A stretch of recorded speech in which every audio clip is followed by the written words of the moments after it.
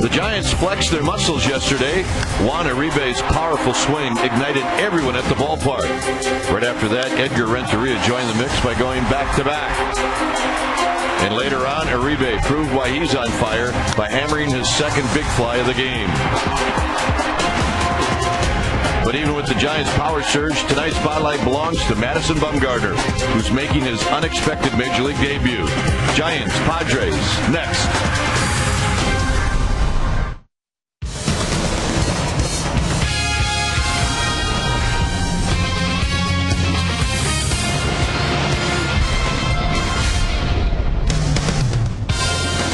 While you're looking outside AT&T Park, 24 Willie Mays Plaza, as we get ready for Game 2 of this 3-game series, Padres and Giants. Hi again, everybody. I'm Dwayne Kuiper. Alongside me is Mike Krukow. Well, hey, you come to the ballpark, you never know what's going to happen. And we came to the park today. We found out that Tim Lincecum is not going to start. But it'll be a guy that we've just heard tons and tons of things about, and that's Madison Bumgarner. Well, Bumgarner comes with credentials. If you look what he's done the last 2 years, combined 27-5. Big kid. We watch his batting practice, and we're a little surprised he's not hitting fourth. He's that impressive. And probably the only guy that could pick up a start that Tim Lincecum has to scratch from, it is Madison Bumgarner. So stay tuned. The Bumgarner era starts tonight. Another prize from this Giants minor league system, and we cannot wait for the first pitch. All right, when we come back, Amy G is going to look at what a great day looks like. And that was off the bat of Juan Uribe. She will do that right after this.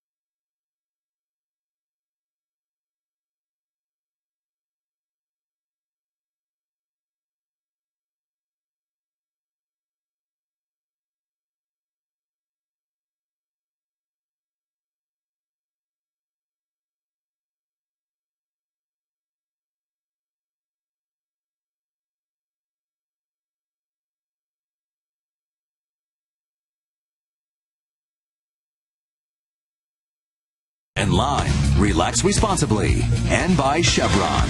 No other gasoline has more cleaning power. Much is a buzz at AT&T Park as fans are waiting to come in for Game 2 of the San Francisco Giants versus the San Diego Padres. Welcome back to the game. I'm Amy Gutierrez, and after only scoring 12 runs on their recent road trip, the Giants unloaded on the Padres yesterday in Game 1. We're going to take you back and bring you up to speed with our AT&T Rapid Rewind. They did it with some small ball, but they really did it with the long ball. And Juan Uribe, he did it twice, a two-run home run in the third inning off Clayton Richard, and then he does it again, a three-run home run in the sixth inning off of Edward Mujica. He is hot hitting Uribe. 4 home runs in his last 6 games. AT&T, the nation's fastest 3G network. AT&T, your world delivered. So what's in store for today? Are the bats going to be talking?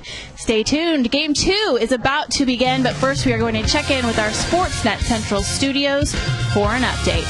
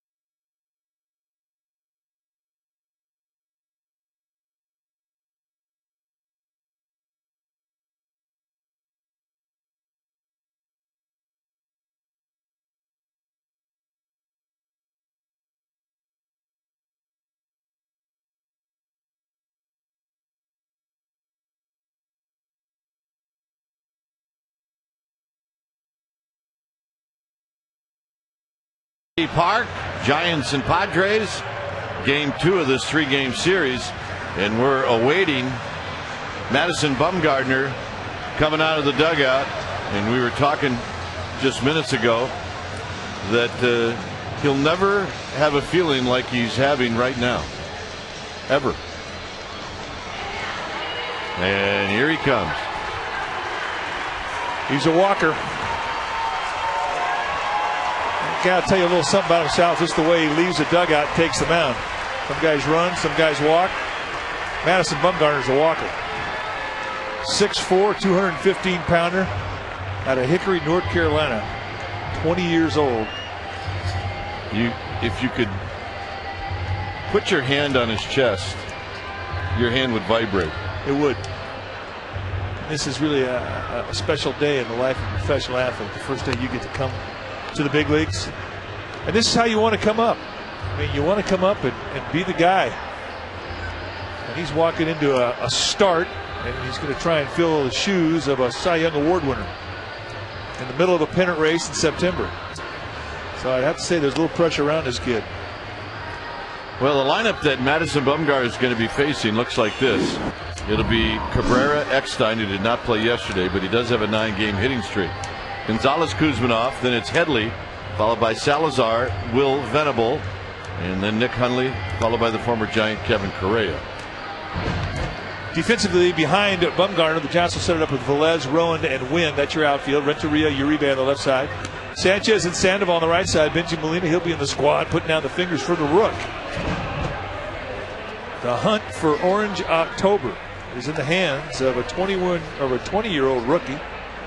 But you'd have to say pretty good hands if you look what this kid's done in his 2 years at the minor league level. 27-5, a 1.65 ERA. That's 2 years combined. This year at San Jose, 5 complete games, 3-1, 1.48. They moved him up. He went 9-1 in Double-A ball. Opponents are just 209 against him. Did you read Freddie Sanchez's lips? Just relax, kid. Easier said than done. And strike one will be very, very important for this young man. All right, here's Cabrera to lead things off.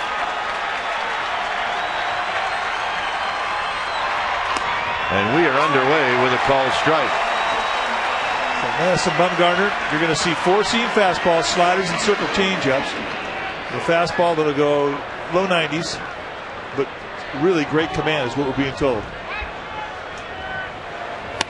Cabrera is hitting .265, a couple of home runs, 26 driven in.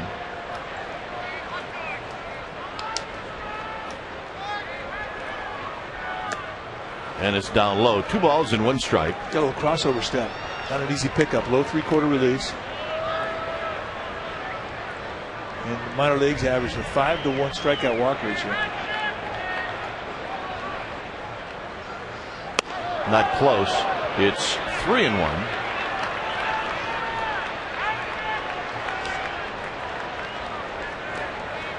On deck is Eckstein, and then Adrian Gonzalez. So the kid trying to get his feet on the ground, and he throws a strike, and it's 3-2.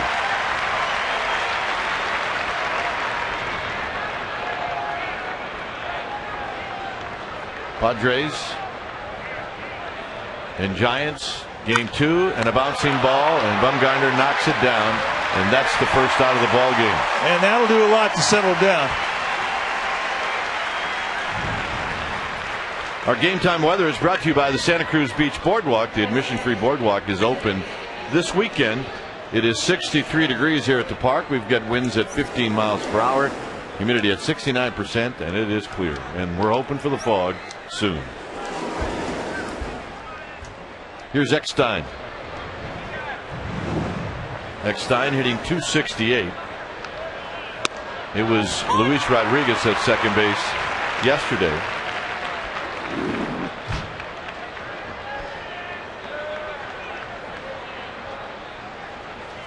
On the ground, foul, and it's 0-2. Oh, a ball. Oh, stay up. I got money on you.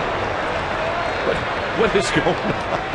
Bob Rostad, our ball dude tonight at third base. Let's check out Bob. All right, Rogie. Oh, Schinberger. Oh. Don't rub it, Bob. 0-2. And it's foul at the plate. Oh, my goodness. That was a big league shinburger. Get well soon, Timmy. Good luck, Bumgarner, and you can add to that. Get well soon, Bob, our ball dude down the third base line. Bob Roachstad. Outside, 1 ball and 2 strikes. As you mentioned, Bumgarner taking the start. One more look at a world-class whoop. Oh, you know what? It didn't get him in the shin. Got a little glove on it. The weight of the ball knocked him down. Tim Lincecum not taking a start tonight because of some back spasms. Being told that it's nothing serious. But back spasms in September, a little more problematic than April and May. 1-2 to Eckstein. 2 balls, 2 strikes.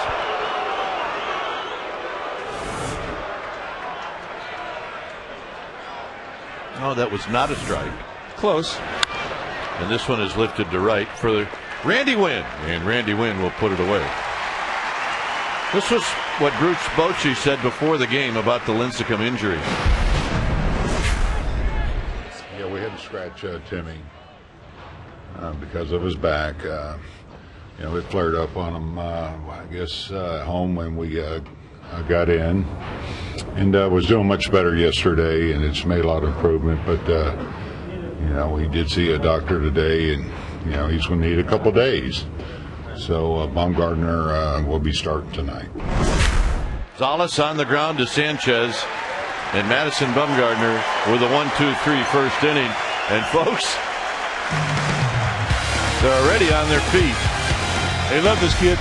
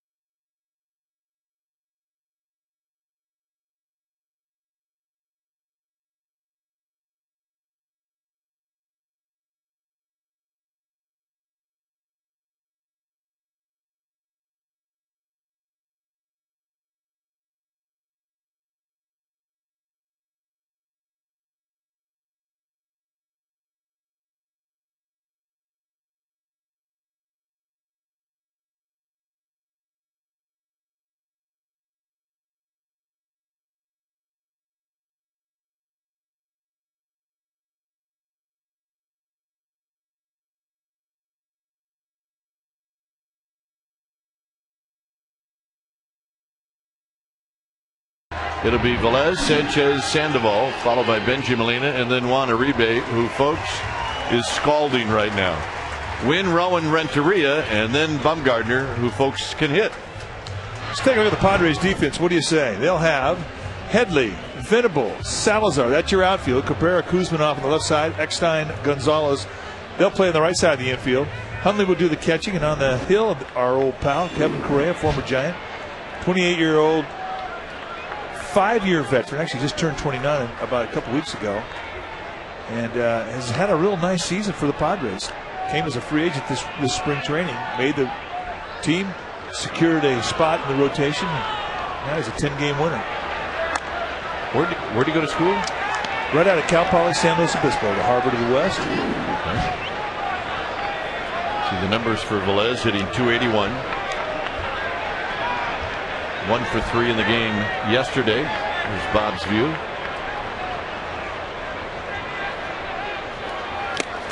And it's 1 ball and 1 strike. Bob now has planted himself behind that screen. Yeah. He's just not even going to use the leather. Yeah, he's good. Oh, he's got He's got a left-handed glove and a right-handed glove. You don't think our ball dudes aren't talented? And magic legs.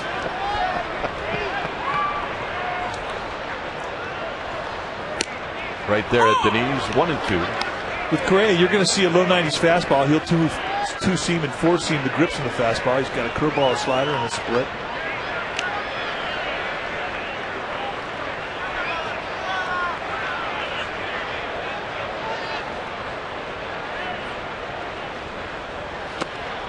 And almost swinging was Velez, but he held up. It's 2 balls and 2 strikes. Did he go? No. Correa made a little bit of a motion change when he got to San Diego. Started to go a little more direct towards his target. Doesn't fall off quite to the first base side like he used to. Chopper, foul. Huntley went after that like he wanted to make sure it stayed foul.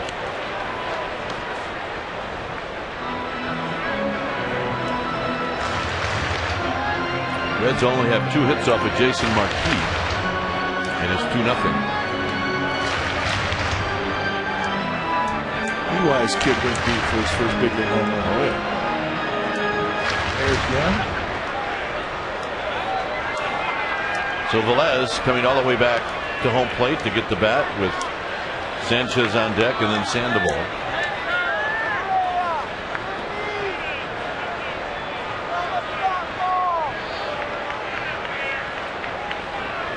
And the 2-2 offering to Eugenio Velez is bounced foul.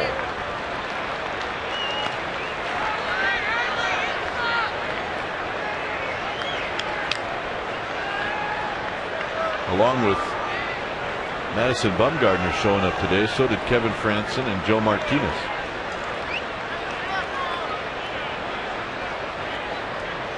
Two balls, 2 strikes. There's Franny. Very close, 3-2. Change up just a little bit high.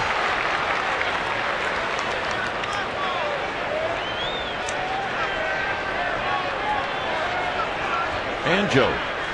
So welcome back, Joe.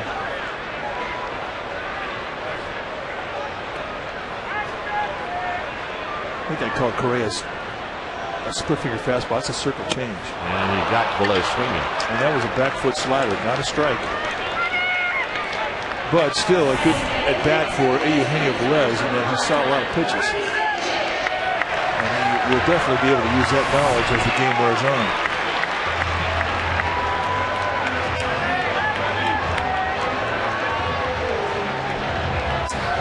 Sanchez yesterday with a couple of hits, 2 for 4.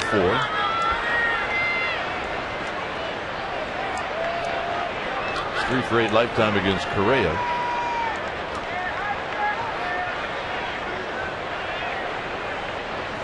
And swinging a high fly ball to right. Moving back is Salazar, and now Salazar will put it away. You know, Freddie Sanchez is thinking as he's heading back to the Giants dugout. In Pittsburgh, that's a big fly. That is a home run in Pittsburgh. All right, let's take a look at our Chevron unsurpassed performance and the highest average switch hitter in the San Francisco era. Well, Pablo Sandoval, he would be that guy. He's hitting 325. Chili Davis, the best average for a switch hitter. 1984 with McGee, also in the 300s. Randy Wynn, McGee, both did it twice.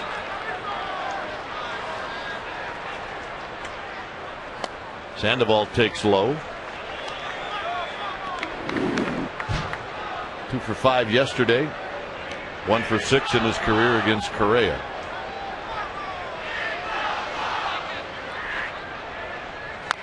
Big chopper, foul. Let's check out our ball dude. All right. Dennis Hyatt, our first base ball dude. Let's get the high strut jog, and there's Bob Rogstad. He's having fun. Okay, Bob. Sandoval lines it into right field, a base hit. Will he try to stretch it out? It looks like his calf is all right. A balloon throw into second, and that's a double. Well, if you're Kevin Correa and you throw a curveball to a guy that's about 4 inches off the ground. You don't think it's going to get hit. And watch how low this is, and watch how the panic goes down and gets it. The hands stay back.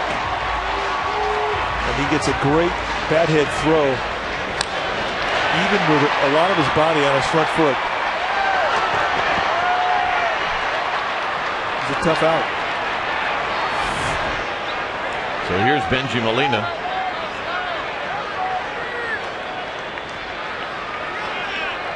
Doubles leader, Sandoval and Tejada. Molina takes up and in. Hitting .258. The last 9 home games over 300.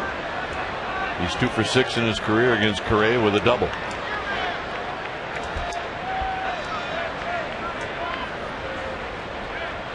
Swing and a miss. One ball and 1 strike. Fastball just exploded in on him. Yep. Lincecum doesn't show up, and he improvises, and he's a Bumgarner fan tonight.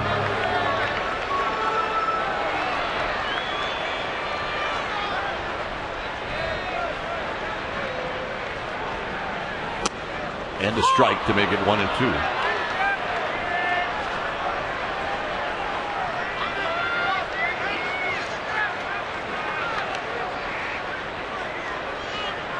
.69 RBIs for Benji Molina.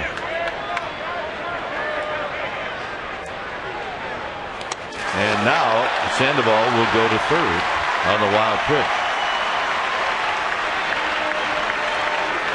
McCulley got absolutely eaten up with this breaking ball.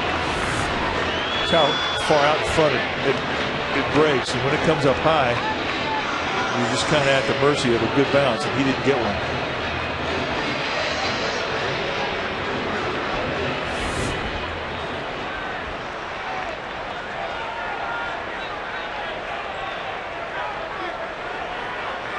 Two balls and 2 strikes.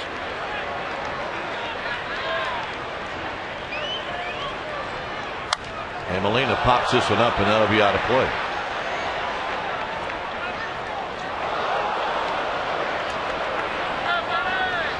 Giants have won 3 of their last 4. The one loss in those 4 games was that very tough loss on Sunday in Milwaukee. Just a magnificent 45-21 record at home.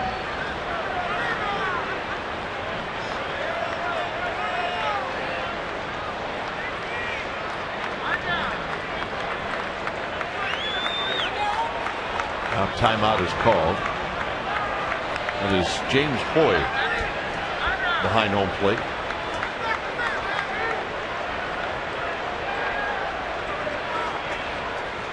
Two and 2 to Benji Molina. And Molina shoots it into right field. 1-0 Giants. That is a thing of beauty. A 2-strike, 2-out RBI, and he went the opposite way to get it. These really fry a guy out there on the mound, and we're going to make it a Ford quality drive of the game, and why not? You execute this type of manner in this type of situation, that is a big league at bat. A little height to the fastball, kind of tailed back into Molina, but he didn't try to do too much. He moved the location and spanked it right to the hole on the right side. Our Ford quality drive of the game. Here's Uribe. And Uribe takes low. Great day yesterday.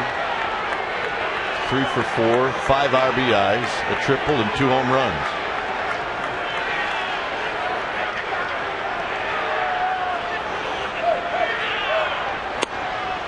Two balls and no strikes.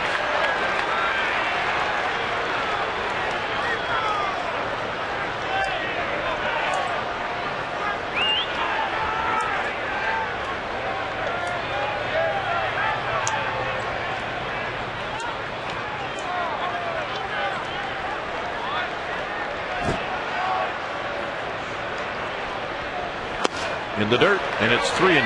Well, they know he's hot. They're staying away from him. Plus, he's 3 for 5 lifetime against Correa with a double. Panda with a double and a run scored.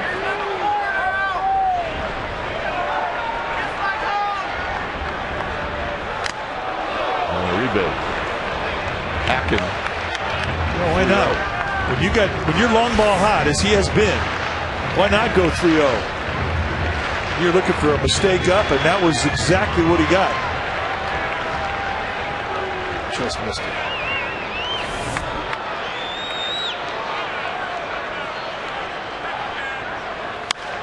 Popped it up.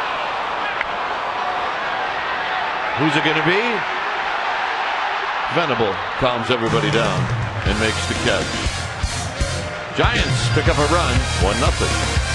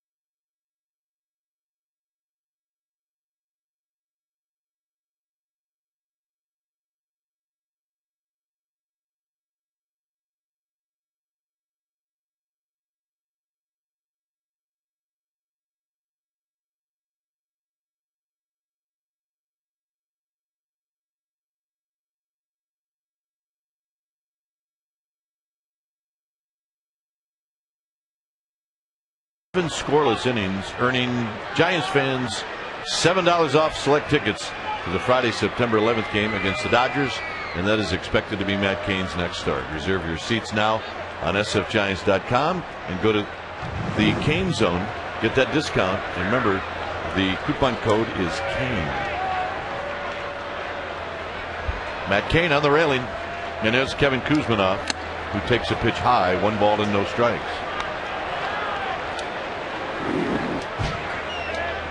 Kusmanov, Headley, Salazar, and Kusmanov fouls it to the backstop. 1 ball and 1 strike. If you watch Madison Bumgarner the first inning throw, he was really upright, and when the guy is upright, he's tight. And you can understand as to how much amp he's got going on between the ears. It usually takes a couple innings to wear that down.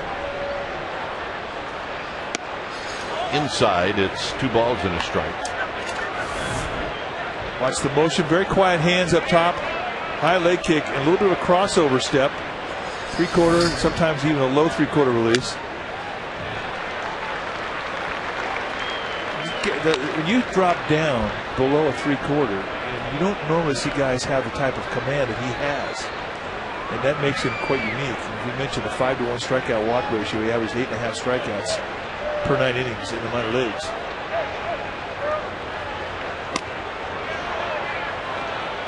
Just a real easy motion, and you know, it's a similar type arm action that you see from Jonathan Sanchez. Payoff pitch to Kusmanov, and he bounces it up the middle, but a big hop to Sanchez. 1 out. Madison Bumgarner just found out what big league defense behind you is all about. I guarantee when that ball went underneath his glove, he's thinking he's in the stretch. And lo and behold, you can see where Freddie Sanchez was. And the big difference for it is pre-pitch. And you saw where Sanchez set up. Up here, you got a book on a guy. You play against the same people. You don't have that luxury in the minor leagues. So you really can't set your defenses against the guy's tendencies in the minor leagues like you can up here in the big leagues.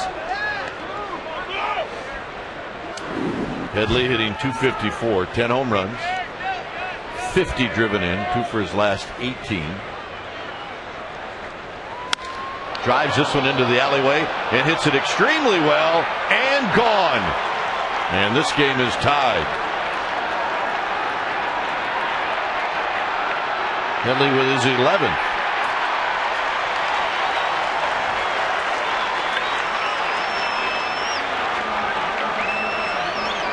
Well, he got his ERA going. A challenge fastball. Right T-ball location. Belt high, middle of the plate. Gone. Home run number 11 for Headley. He's got pop. And let's get out of here in a hurry. Line drive home run. Salazar takes a breaking ball for a strike. I like that pitch. He went right back in the strike zone after the home run. Pitch is somewhat of an indicator.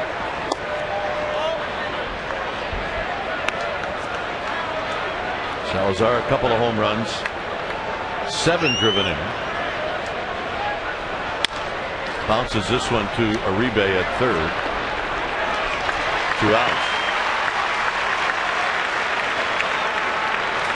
And here's Will Venable.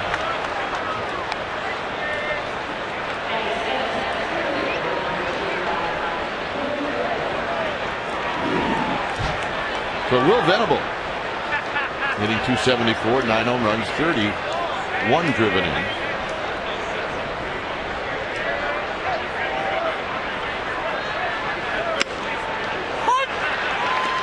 First pitch strike.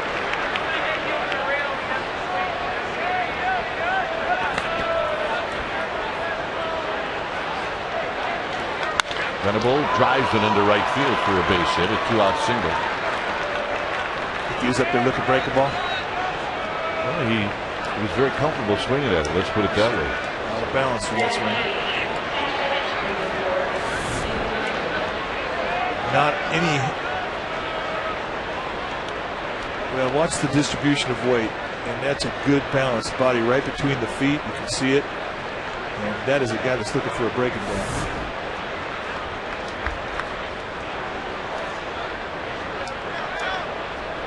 Hundley yesterday 2 for 4.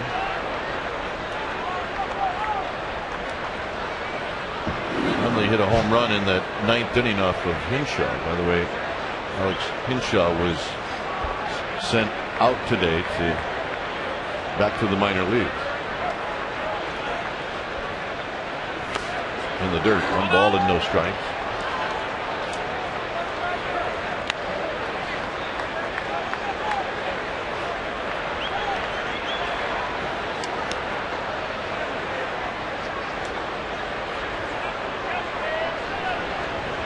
At first is Venable.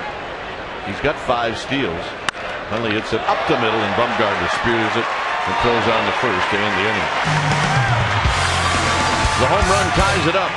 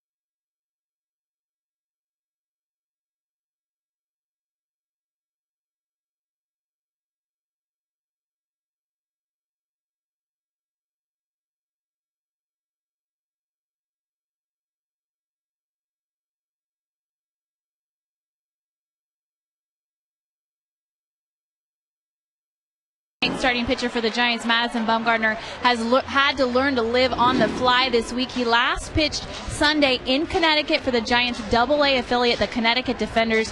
He only threw 1 inning because his team was going to save him to start their first game of the playoffs. And he got the call up last night from the Giants to come here and come out of the bullpen. He was going to be a reliever, and then, of course, he got the call to start tonight for Tim Lincecum. I had a chance to catch up with Bobby Evans, the Giants VP of Baseball Operations, who said ideally they would have liked to give him more time, but he feels that he's ready.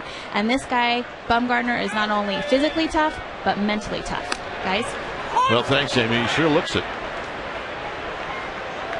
He looks like he's still trying to find the comfort zone. Some pie meat. Welcome, Bumgarner. We're in this. Absolutely.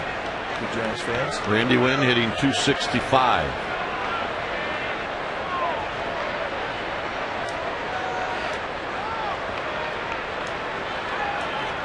Randy Wynn 2 for 6 against Kevin Correa. Takes this pitch down low. And last night, Randy Wynn and Randy's wife Blessings, well, they had a baby last night. Shannon Dwight Wynn, strapping young lad. 1-2. So congratulations to Randy and Blessings.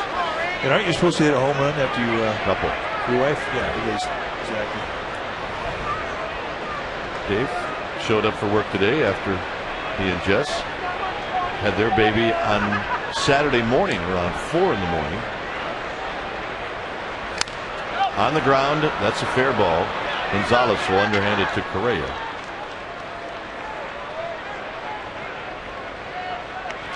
Giants Baseball is brought to you by Verizon Wireless, America's largest mobile-to-mobile calling family. Verizon.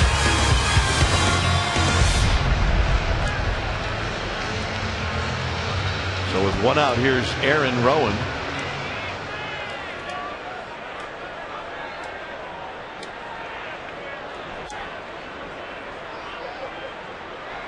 Rowand off the end of the bat, foul. What a spin on that ball as it's going to spin right away from Roberto Kelly. No balls and 1 strike.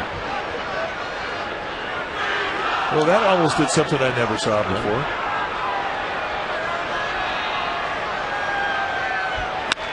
Rowand skies it. Center field hit well. Venable back. Venable at the wall. Out of here.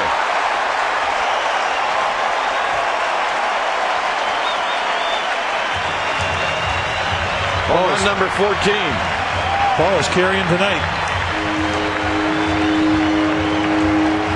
But he gets a breaking ball and just backspins it out of here. That gives you an idea just how strong he is. It just looks like about a 75% swing, compact power through the ball. And he takes on the deep part of the yard, and it's got a little bit of carry. And Aaron Rowand just gives his team the lead back. Home run number 14 for Aaron Rowand. Here's Edgar Renteria. Well, Bumgarner is looking for a helmet.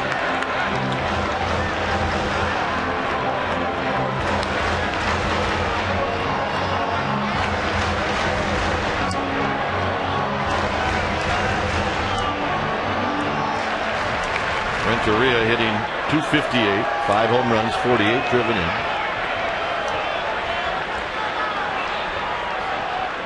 Breaking ball and a late ball strike.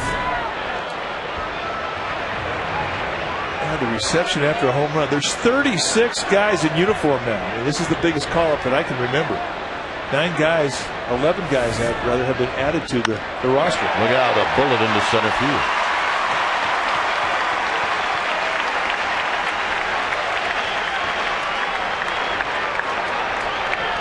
Base hit for Renteria.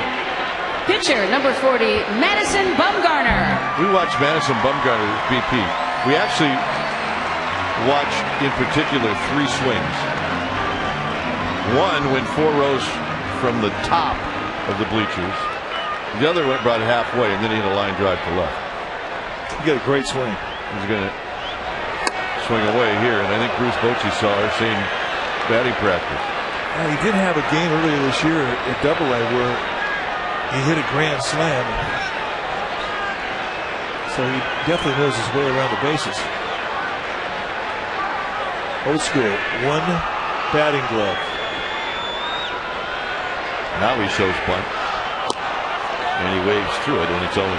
Well, that's the Don Robinson right there. Yeah, deliberately bunt the second one foul or swing through it so you get to hit again. Absolutely. Yeah, he did that, caveman. So he hit a walk-off to win the state title.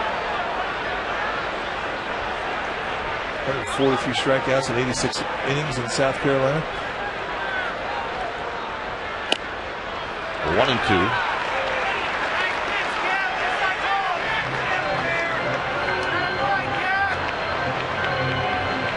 Right now, the world is traveling very fast for that young man. Indeed, it is.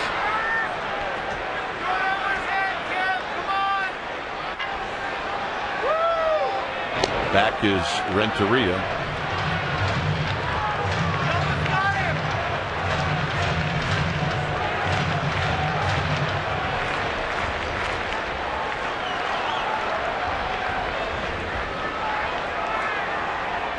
And again.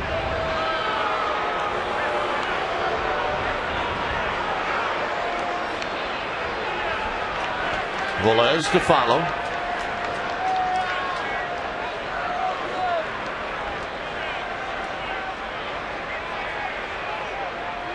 Got him.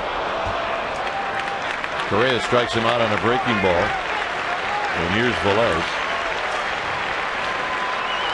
Well, this broadcast is on AFN, the American Forces Network, broadcasting to the U.S. Armed Forces serving abroad and on ships at sea. They're watching around the world. We welcome you and we thank you. Did you get a hit in your first big league at bat? Double play. Who'd you hit a off of? 3-6-3 off of Vern Rule.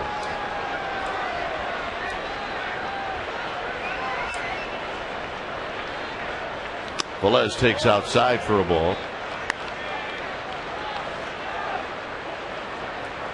Rock the Hawk. Yeah, they get the Mohawk going. Hey, they did some work on that. High to Velez. 2 balls and no strike. My first big league at bat was about an 8-pitch at bat against Jerry Kusmanov. He threw me 8 curveballs. That's not right. I grounded out to third. I don't know if this guy is into it or if that's what he likes. He's into it. 2 balls and 1 strike. I mean, shouldn't you at least throw one fastball to a pitcher? Absolutely. But they had a scouting report on you. Good fastball hitter. Yeah.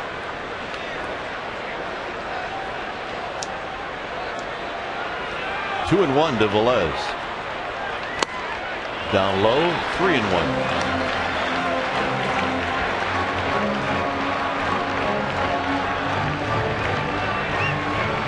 Bill Haller was the home plate umpire my first big league at bat. And as I walked by him, he said, "You will not walk."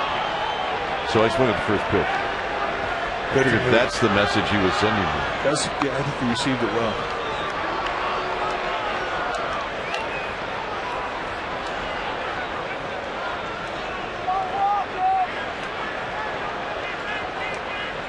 Three balls and 1 strike.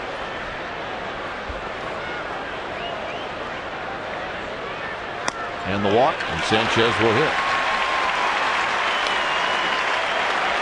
Well, more than anything, it puts a runner in scoring position for Freddie Sanchez.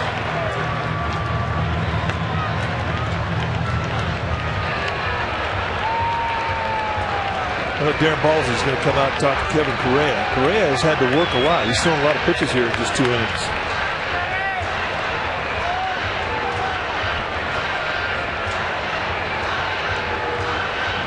.41 pitches so far with 2 outs here in the 7th.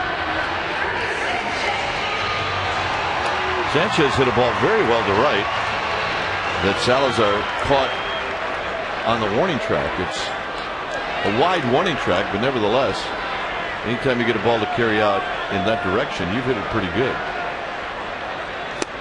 Swing and a miss. No balls and 1 strike.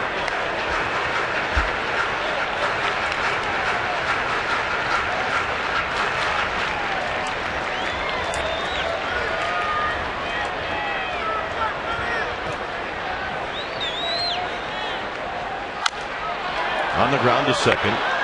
Eckstein catches it on the heel of his glove, and that ends the inning. Giants pick up the lead run on the Aaron Rowand home run, his 14th of the year, and it's bye-bye baby.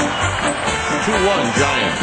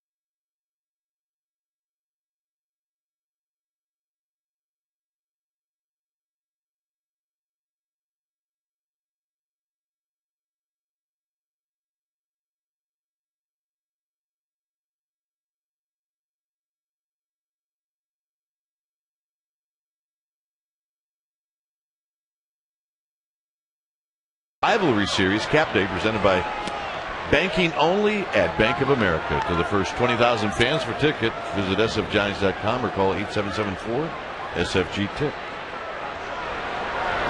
Correa takes a strike, 1 ball and 1 strike.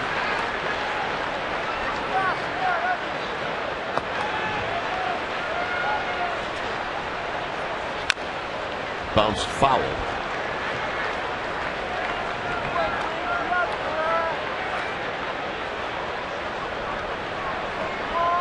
Correa and then Cabrera, followed by Eckstein.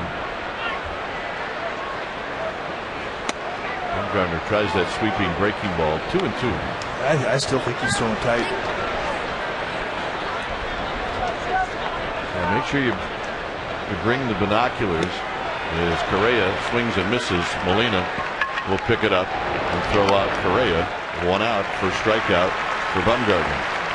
Hey, one thing though, he knows where the strike zone is, and that's really a hard thing to do. When you're amped up on adrenaline, you don't get a lot of feel in your hand, and it really it shows in your release. It shows in your ability to control and command your pitches. Long about this inning is when it starts to wear down. You should start to see him get a little more extension, and a little more bend. Well, he almost tripped, or he did trip and stayed on his feet. 1 ball and no strikes. He laughs at it. That's good. You know, sometimes this will do wonders for let the guy kind of hit the comfort zone. Watch the heel hit. A little bit of a slide there. Whoa! You know, if you did that, you'd be on the DL for 2 months. Oh yeah, I'd break an ankle, 2 knees, and a kneecap. Be bad.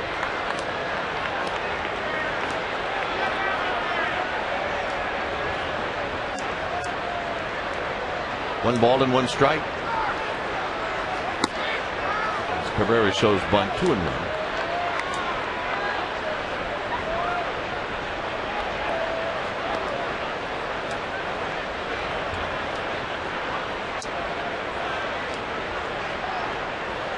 Swing and a miss. 2-2.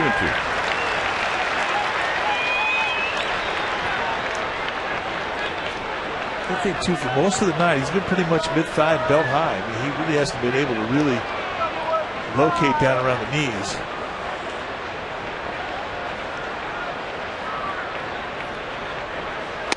Got him.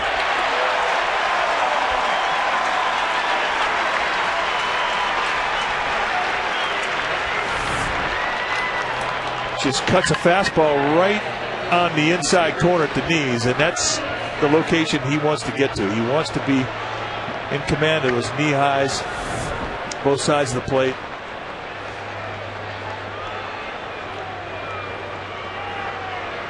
Here's Eckstein. Eckstein takes wide.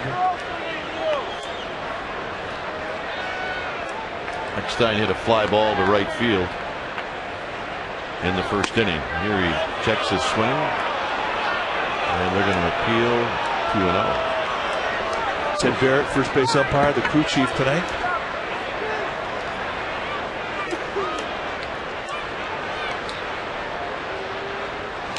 Eckstein takes high, 3-0.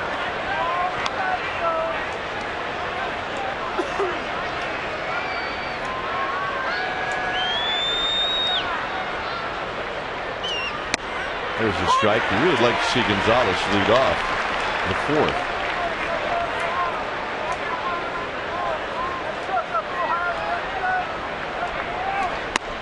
And the walk. So Gonzalez will hit here in the third. Yeah, you don't like to face the home run hitters out of the stretch and then on if you can help it. Sorry, he's going to get tested.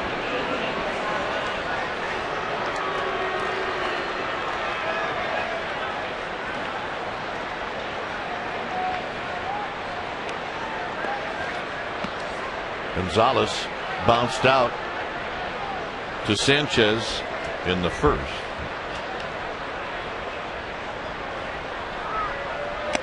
And there's a big breaking ball, 0-1.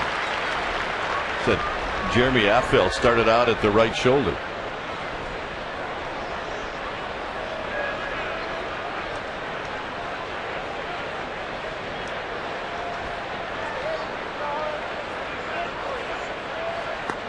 Way outside, 1 ball and 1 strike. We saw the graphic earlier about Madison Bumgarner. 27-5 in his career in the minor leagues with a 1.65 ERA.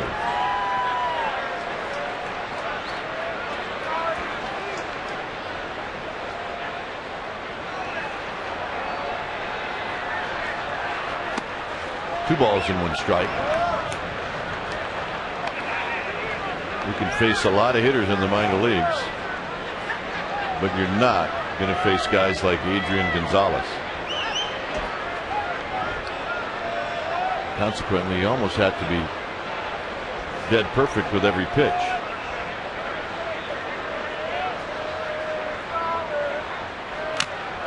And that's fouled in and out of the glove of Benji Molina. It's 2-2. That one got Benji's fingers again. You can see him trying to shake it off. He had that problem yesterday and took a couple of innings. Right here again, he gets one that bends those fingers back. He always seems to have that happen to him when he's got to hit the next inning. Such is the life of a catcher. And you wonder how many at bats a catcher gives away because of dings to his hands or his arm or his leg or his wrist. Molina wants a slider. And he stays with it and fouls it back. But yesterday, this is what happened. Got it right on the tip of the finger. That's the glove hand. And there's a lot of padding there too, but doesn't keep it from bending those fingers back.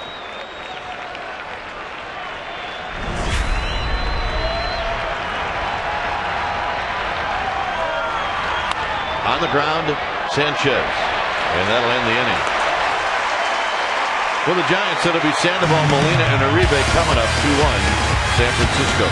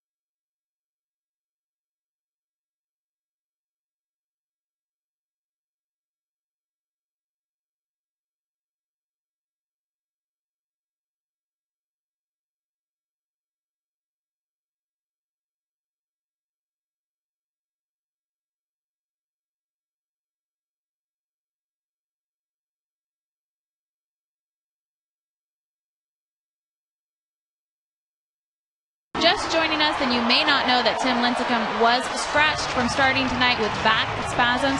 That has prompted tonight's poll question. We want to hear from you. Go to csnbayarea.com. Check it out. Let us know what you think and find out the results on the Esurance Giants postgame live. Here's Sandoval. Sandoval doubled in the first. Tomahawks that high fastball.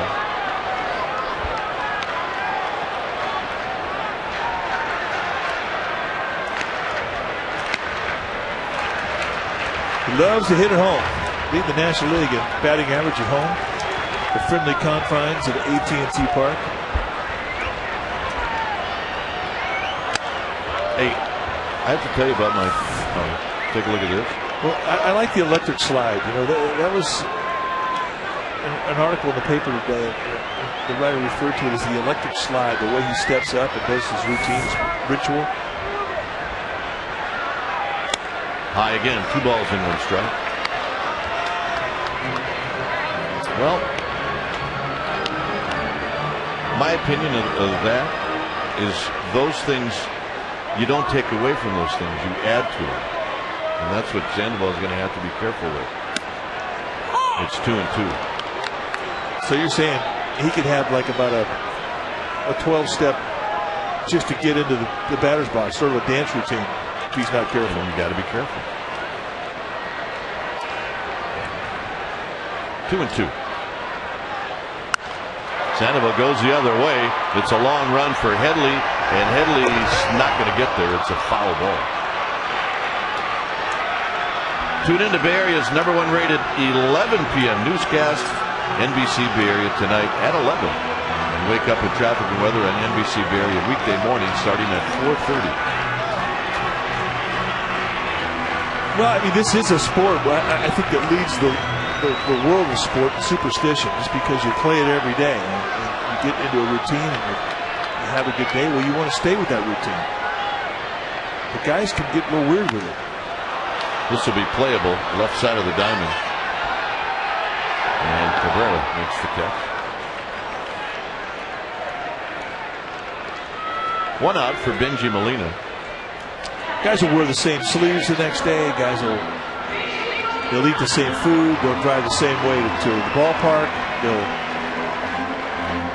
They'll try and duplicate exactly what it was that they did when they had the 4 for 5 day, or when they pitched, 3 scoreless innings, struck out 6. It can really eat you up mentally if you're not careful.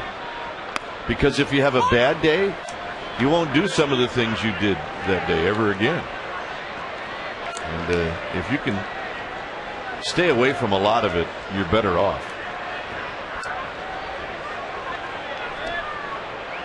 No balls in 1 strike. And Molina skies it to right, which explains why we have 25 different mechanical pencils that we carry around. Hey, it's a little strange, don't you think?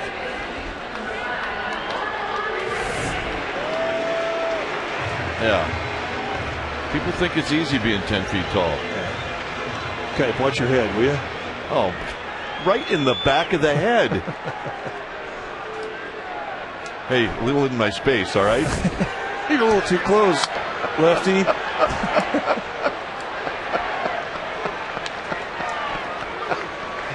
Oh, my goodness. Are we dragging the infield today? I think we are. Oh. Down low. 1 ball and 1 strike.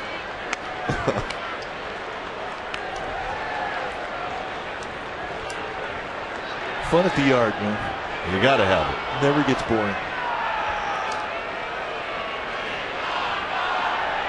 In tight. 2 balls and 1 strike.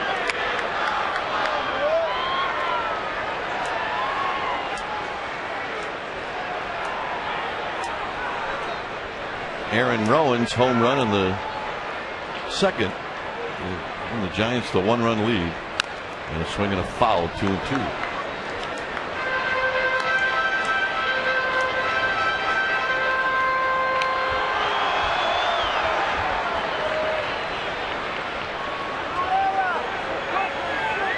Did you use the same spot, the bat rack, same spot for the helmet? Yep. And there's another into center field, a base hit. That's the kind of hit you get when you're hot, right there. Well, our bat rack, the one that's in Cleveland, was set up by where you hit in the lineup. The base hit by Uribe. Keeps his hands back.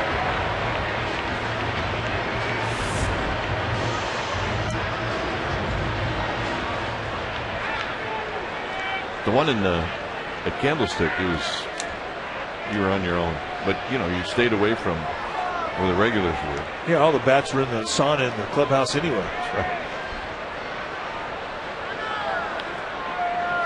Randy Wynn bounced out to first, his only time up. I was going to say it. I needed to tell you about my Bart experience yesterday. What happened? It was fantastic. Really? Yep. Got here in plenty of time. And I could see how a lot of East Bay fans use Bart to get here. But I was pleased that the bridge opened up this morning. Yeah. And I'm sure a lot of fans were. Not a lot, I'm sure every fan was. Except for the guy that lives next door to the bridge. 2-0 to win. In the dirt, 3-0.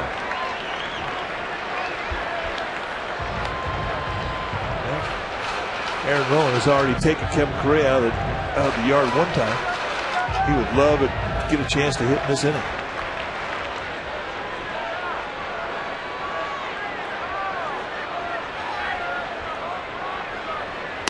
Right there for a strike, 3-1.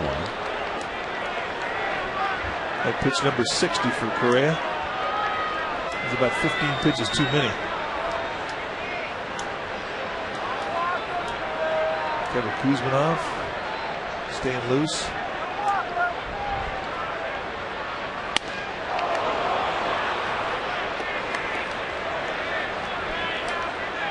Three balls and 2 strikes.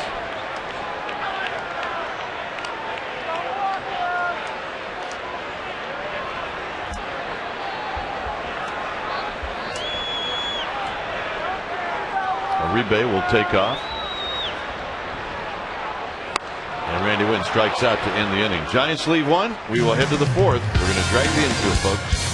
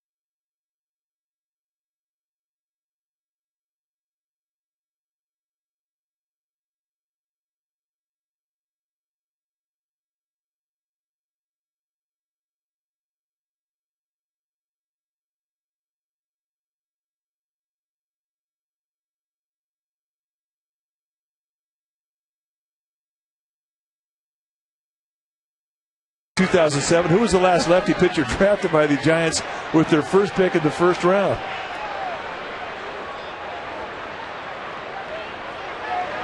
Oh, it's fun at the yard, folks. Here's Kevin Kusmanov. Oh my goodness. It's really not fair when announcers laugh and people have no idea what the heck is going on, but you will see sometime soon what made us laugh. Not this. High drive. Velez back. Gone. It's a 2-2 ball game as Kusmanov hits his 17th. Now, Bumgarner's going to have to get the ball down. He got burned by Chase Hundley back in the second inning, and here Kevin Kusmanov, who hits his 17th. Watch the location right at the belt, and that's the location that when big leaguers make contact, it's going to elevate. Just a real easy, short, quick stroke. Headley homered in the second.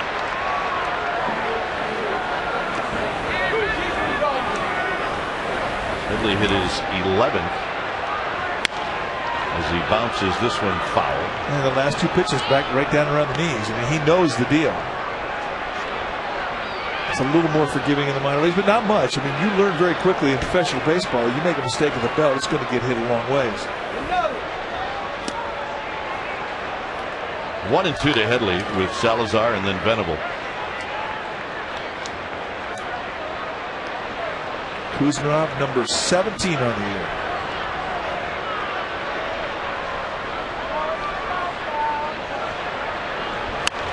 Full foul. This was his home run in the second. It came with one out. Yeah, pretty much the same location. A little bit more towards the inside corner, but you knew it when it got hit. 2-2. Chase Headley, good power.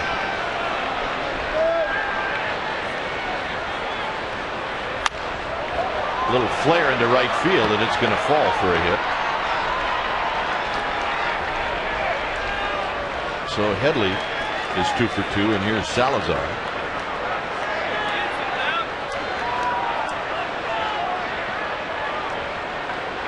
Salazar bounced out to Uribe in the second.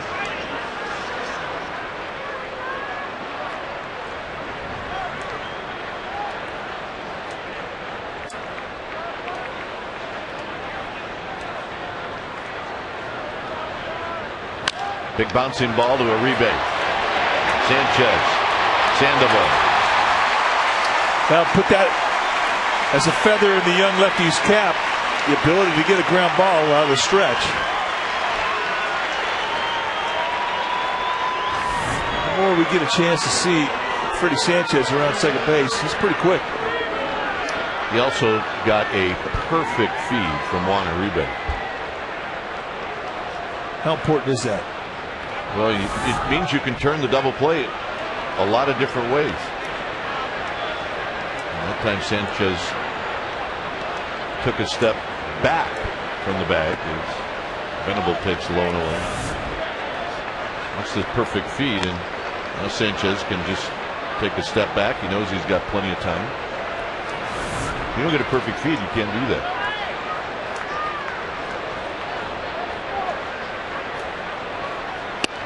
Inside corner, 1 ball and 1 strike.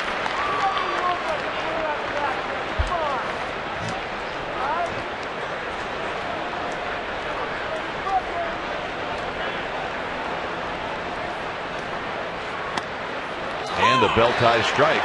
You didn't see many of those called. 1 and 2.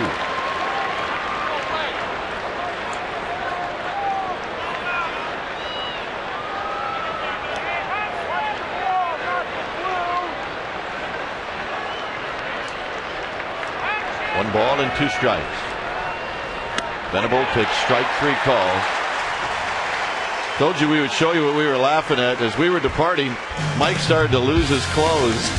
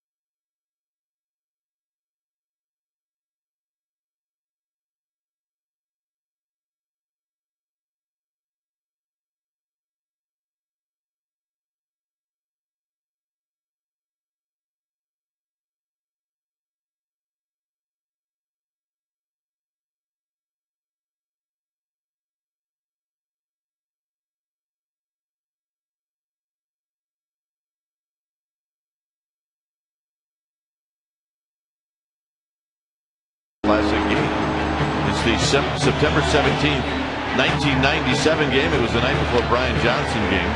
Bonds hit a 2-run home run in the first. Kirk Reeder pitched well, and Roberto Hernandez finished strong in a 2-1 victory. And this game is a lot of times forgotten about, but it was really a dramatic win for the Giants. So catch Giants Classic this Thursday at 7, and also available on demand once it airs.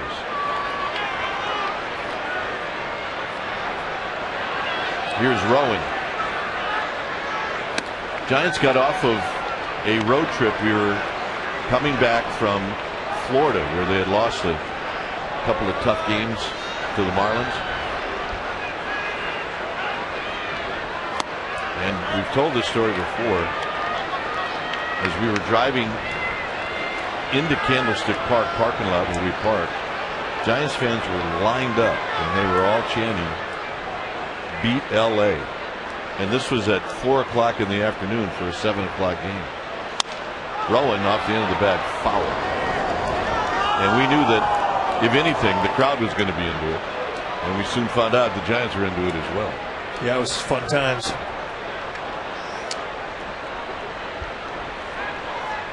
And I would imagine that we're going to see the same thing. You mean Friday night? Friday night, Saturday night, Sunday afternoon. Dodgers coming in for 3 over the weekend, followed by Colorado Monday, Tuesday, Wednesday. So lots of great baseball on this homestand.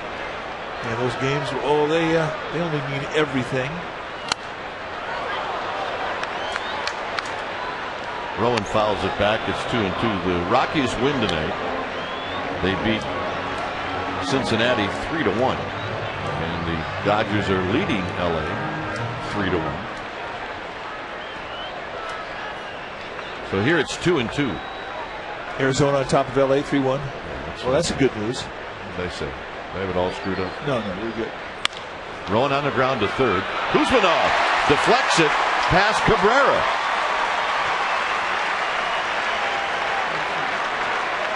It's the second at bat that Rowand has beat Correa with a breaking ball. Here, just off the tip of the glove of Kevin Kusmanov, who has had a remarkable year with that glove. It's going to be a base hit all the way. Kusmanov on the year has made 3 errors at third base. He has really solidified that corner for the Padres with great defense. It's rare you get one by him. Here's Renteria, a single in the second. And a bunt, and he bunts it foul.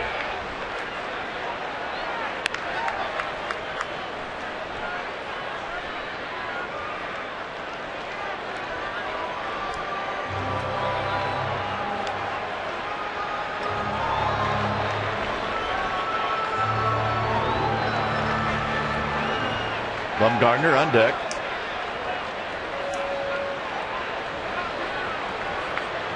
And a pitch out, and it's 1 ball and 1 strike. Boy, that almost leaked back into the strike zone. You do not want to do that to your catcher. He'll get hurt. A lot of catchers will cheat. Not only will they step out, but they'll step towards second base. And the theory behind it is that when you take a step out like that, you're getting yourself another couple feet closer to the bag, which gives you a better chance to get that runner. But if you have that pitch come back out towards home plate, as you reach back to catch it, you could get hit.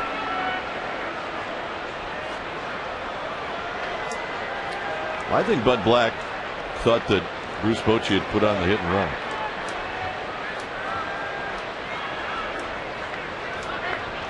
And he still might put it on.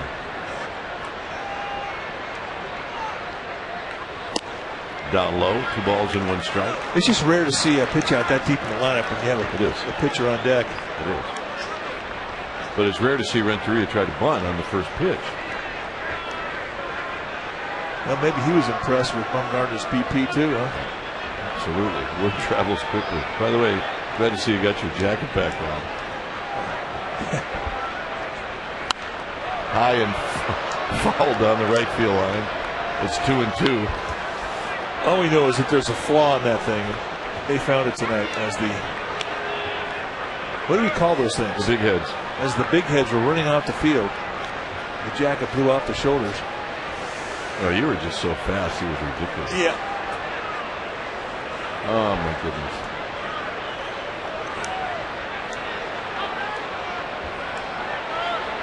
I really was hoping the pants were going to go. I was.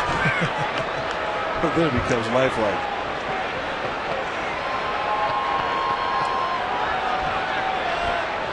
Oh, 2 balls and 2 strikes.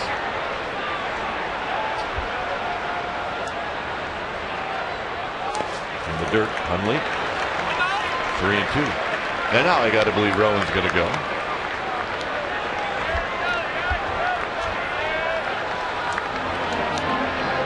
You never know where a good hearty chuckle is going to come from, you know?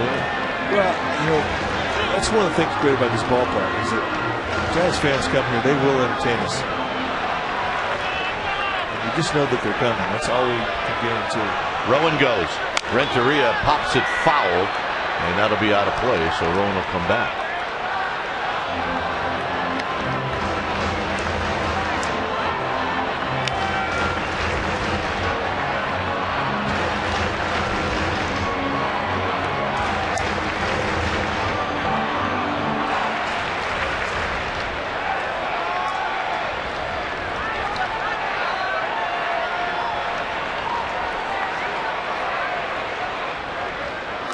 Correa will check on Rowand. Correa has 73 pitches.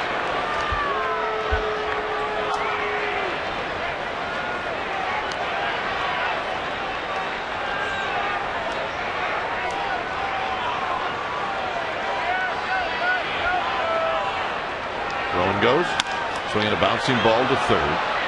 Kusmanov will throw him out.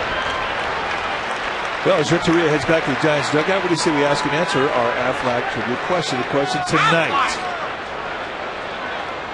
Before Madison Bumgarner in 2007, who was the last lefty pitcher drafted by the Giants with their first-round pick in the first round? And our survey said it was Mike Rimlinger back in 1987. Right out of the Ivy League. He became more famous for a name that we couldn't say when it fell below 40 degrees. That's right. When we got cold at Candlestick, Mike Rimlinger became Mike Rimlinger.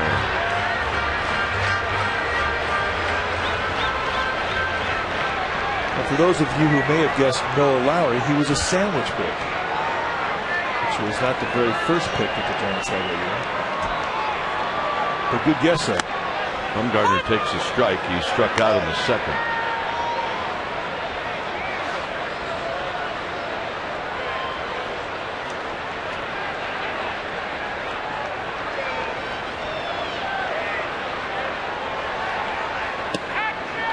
One ball and 1 strike. Bumgarner looking down at Tim Flannery for a sign. No sign. Swing away, kid. Try to help yourself.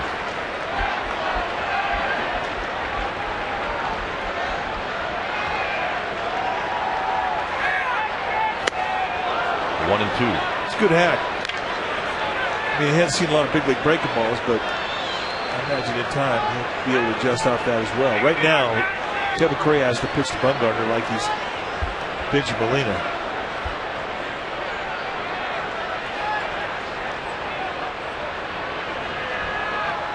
One and 2. Hammers it to left. Back is Headley, and he makes the catch.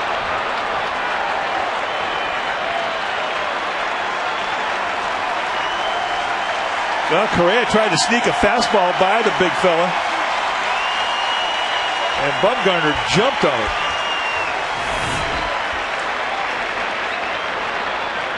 I mean, this thing got up right across the letters. That's not an easy pitch to square. If you see the elbows bend through the swing, guy does that can handle the bat pretty well. And Tim Lincecum thought off the crack of the bat. That's pretty impressive. Here's Velez, a strikeout and a walk. And Velez takes wide, 1-0.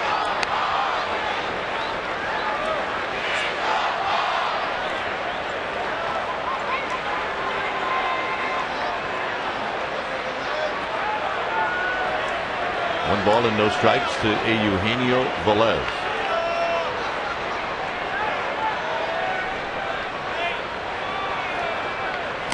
Wide, 2-0.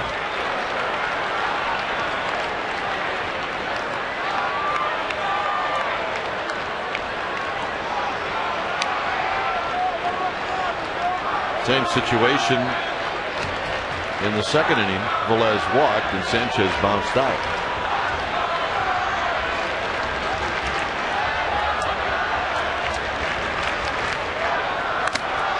Fouls this one back, 2-1.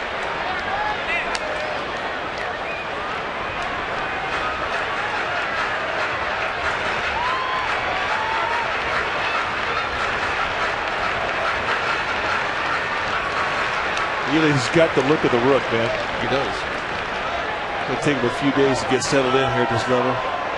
Just got into town today and whoop, right at the yard in the big league uniform. Oh, by the way, you're starting. And that's foul. It's now 2-2.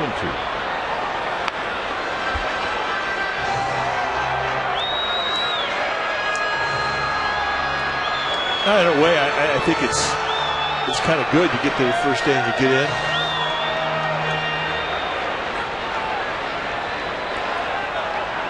You'll never have as much adrenaline in his career as he did tonight. On the ground, foul, third base side. Wait a minute. Oh, Bob go left-handed now? Yeah, he's going left-handed. How often you see a guy bring a couple gloves out? Right now, my scouting report, it doesn't matter. He can't catch it either. Put that glove on your toe, meat.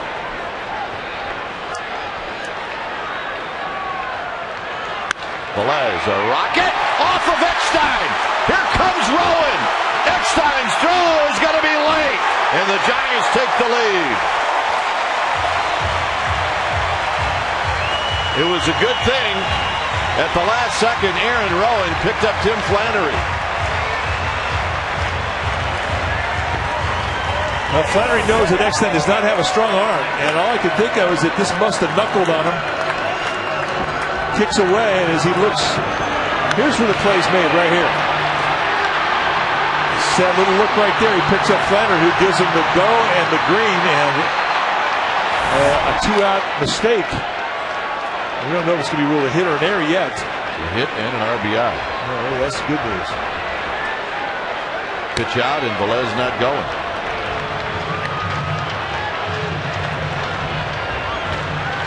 What happened in Milwaukee? A very pivotal play in a Giants victory there when there was a line drive out to center field, and Mike Cameron had the ball knuckle on it. He couldn't make a play, and I think the same thing happened here to Eckstein. That may have hit him in the shin. I agree.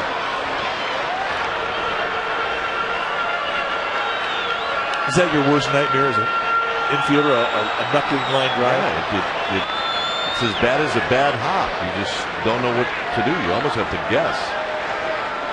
Yeah, it's coming 100+ miles an hour. Velez goes, unleashed throw, and they're going to call him out.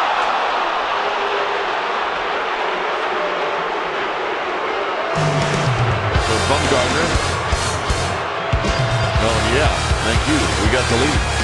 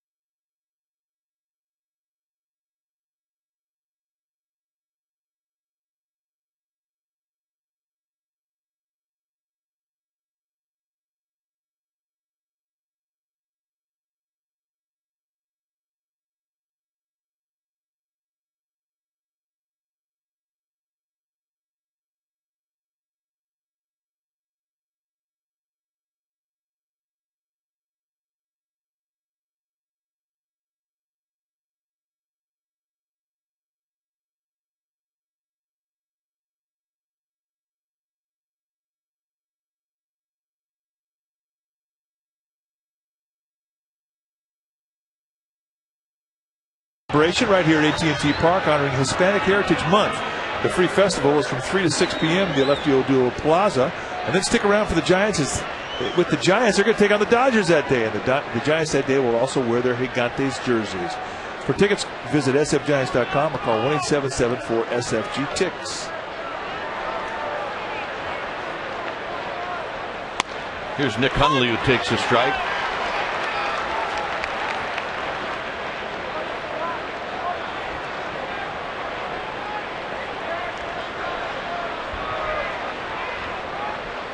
Sweeping breaking ball just misses. 1 ball and 1 strike. Giants with a 3-2 lead here in the 5th. It'll be Hundley, Correa, and Cabrera. Hundley swings and misses 1-2.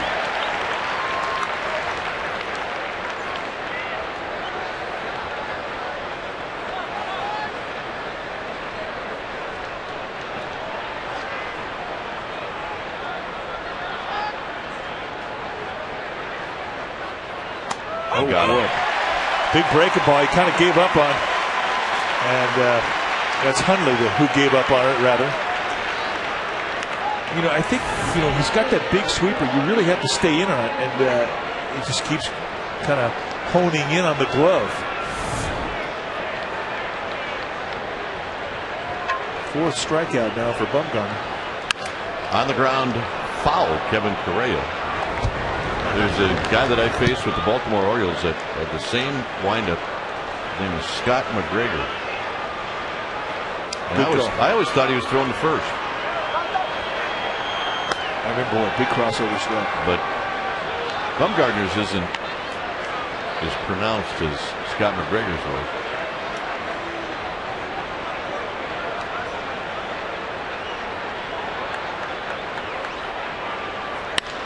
Base hit.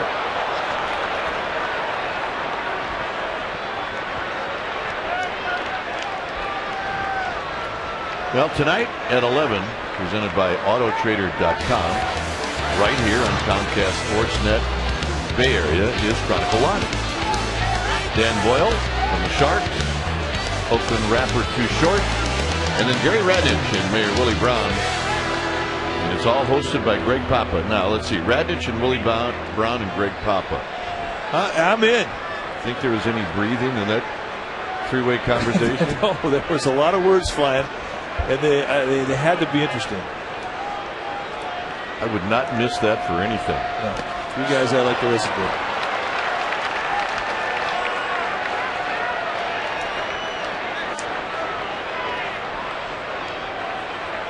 Cabrera has bounced out and he's struck out.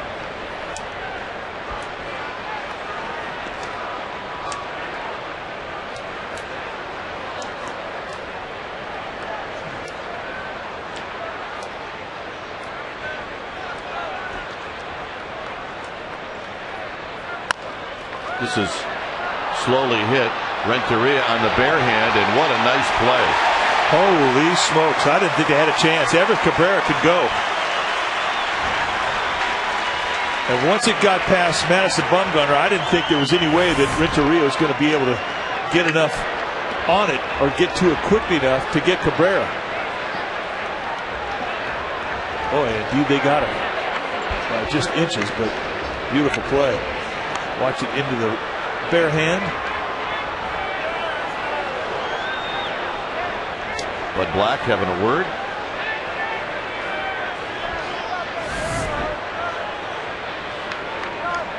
Well, I could definitely see why Bud Black would argue the point, but Ted Barrett played first base umpire, got it right.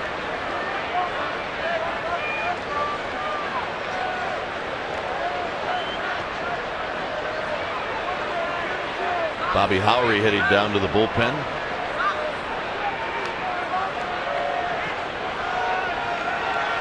Eckstein takes that breaking ball for a strike.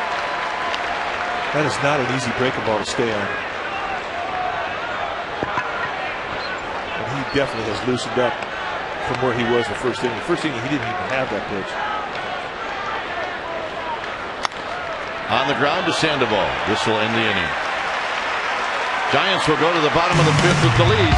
It's 3-2 San Francisco.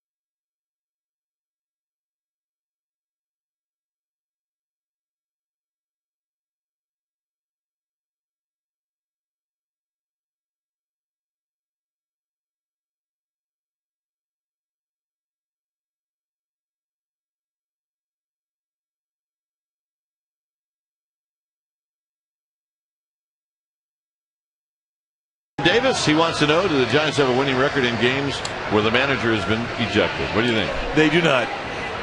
They don't? They do not. He's been tossed 5 times. They're 2-3. There you go, Joe.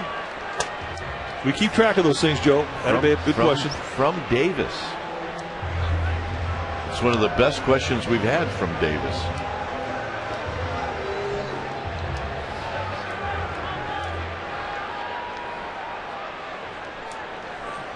Sanchez, Sandoval, Molina. 5th inning. Fastball for a strike. Another 1-run ball game. Shocker. If you're a Giants fan and you don't like 1-run ball games, this has not been a good year for you. That's why yesterday's game was just really weird for us. We didn't know how to handle a 9-4 Giants victory. But the closer did get up. That's true.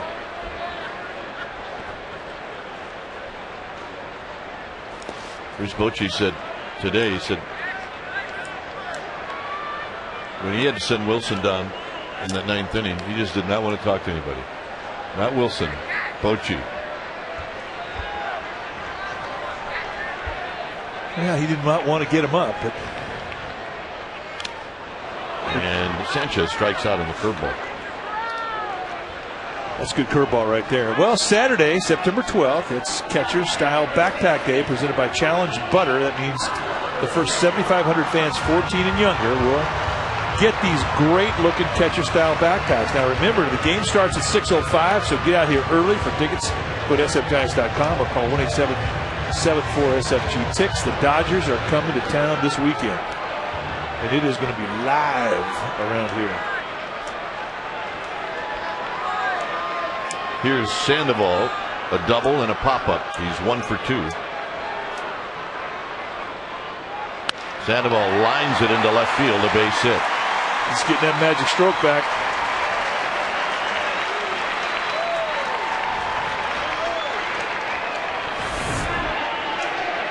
Just again, you see a little bit of those hips go out front, but watch the hands stay back. The hips fly, but his hands are still positioned to beat really a pretty good location pitch. That's not a hanger from Correa. That thing's out there. It's got a little fuzz working away, knee high, and you got to go to left field. That's how you beat him. Can you see why teams want to pitch him up? Yeah, I do. But if you make a mistake, he will make you pay. Yeah, I mean, it's not that he doesn't handle that pitch up, but try to get it up where he can't catch up to it, where it's letter high.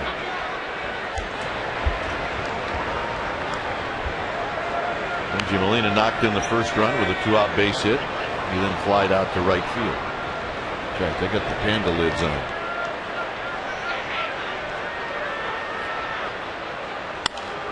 High pop-up. Gonzalez out of play. Oh yeah. The glove and the foam finger. Yeah, I like that. The Star Trek fingers. Oh yeah.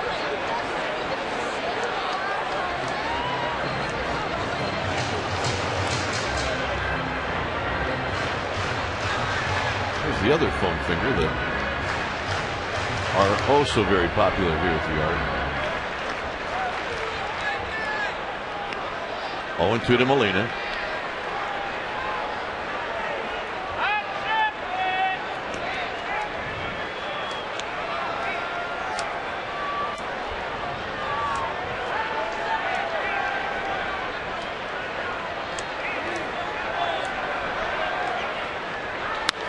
Out of play again.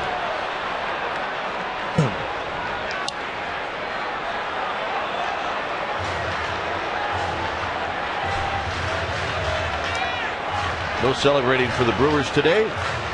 Cardinals beat them 4-3.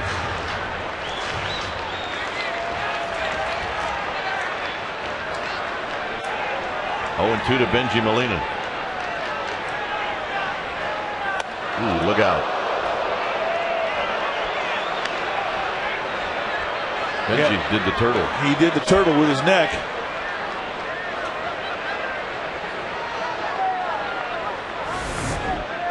watch the turtle. Yeah. Can I look now? It's okay. Come on out. You're good.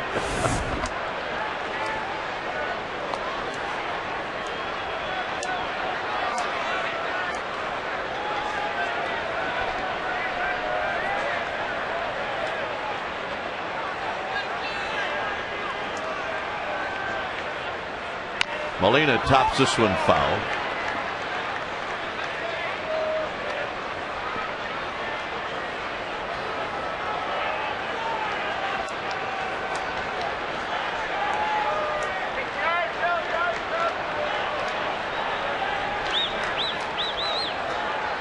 Good battle right here between Molina and Correa.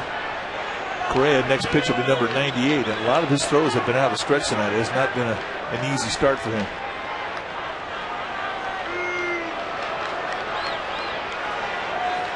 With Peavy gone and Chris Young hurt, Kevin Correa has surfaced as the ace of the staff. He has been their best pitcher this year.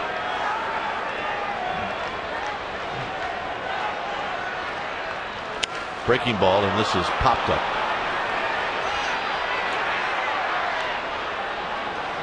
Two outs for Uribe.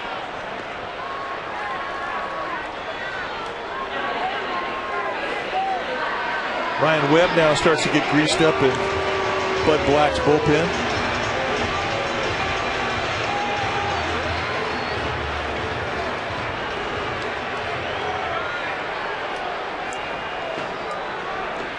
Uribe singled in the third. Slowly hit. Kusmanov coming in. Kusmanov throws, and they got him. And that will end the inning. Bumgarner coming out.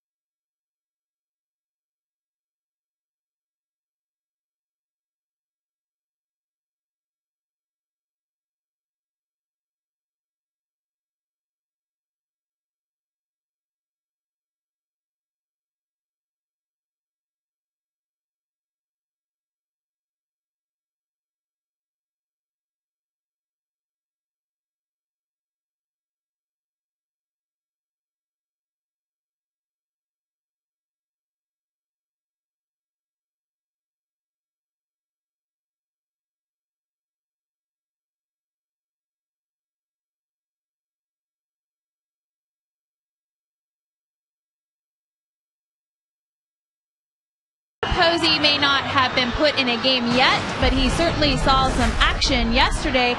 Late in the game, Nick Hundley fouled a bullet as Buster Posey was catching for Marquín Valdez while he was warming up. I talked to Buster after the game. He made a great defensive play, and he said he was just very grateful that Marquín was not throwing at the time. He said he appreciated the fan applause and got a little tip of the cap from Edgar Renteria. Nice job, Buster.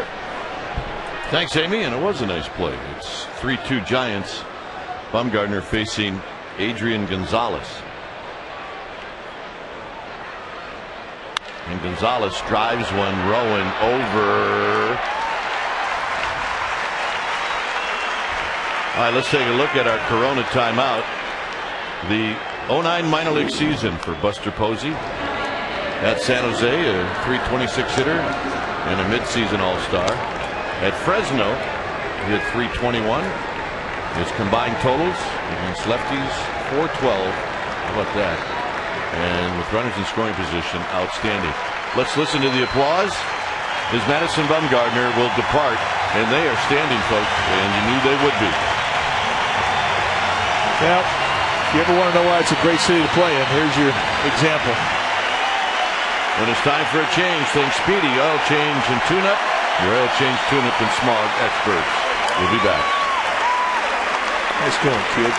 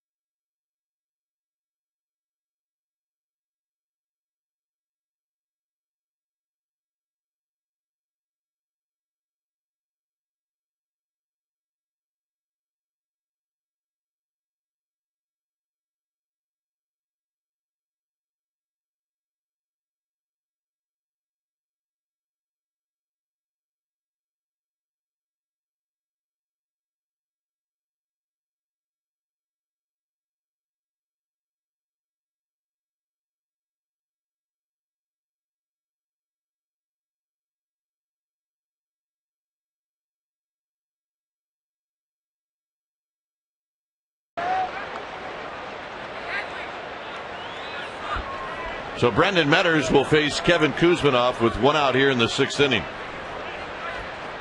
And a breaking ball inside. Kusmanov homered off of Bumgarner. Think this kid is relieved? You can just see it. It just come right off his face as he got down the dugout and his night was over. 76 pitches, just 6 base runners and 5 1/3. And 1 walk against 4 strikeouts. He did very well. 20-year-old Madison Bumgarner's debut. He's a hit. They like him. Well, Metters comes in and he goes 3-0 to Kusmanov.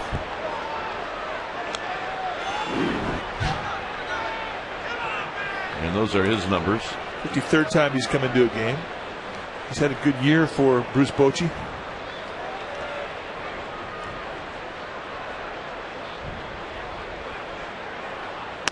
There's a strike, 3-1. Now this is the pitch you got to be careful. Here's the tip of the cap by Bumgarner.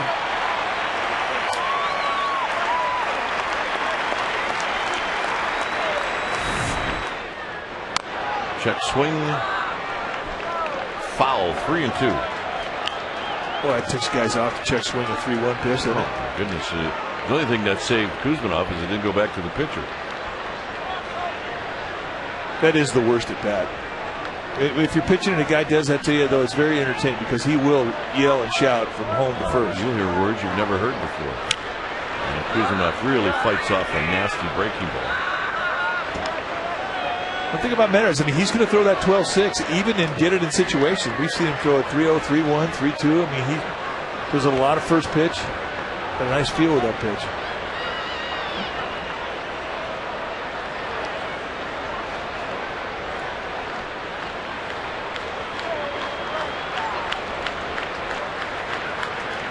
Got him.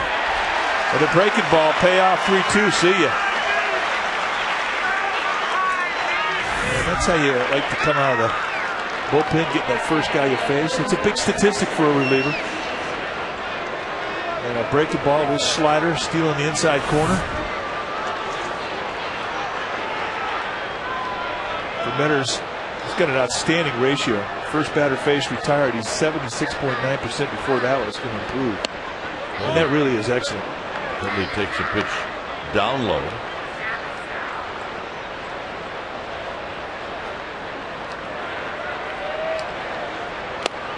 This time it falls in for a strike.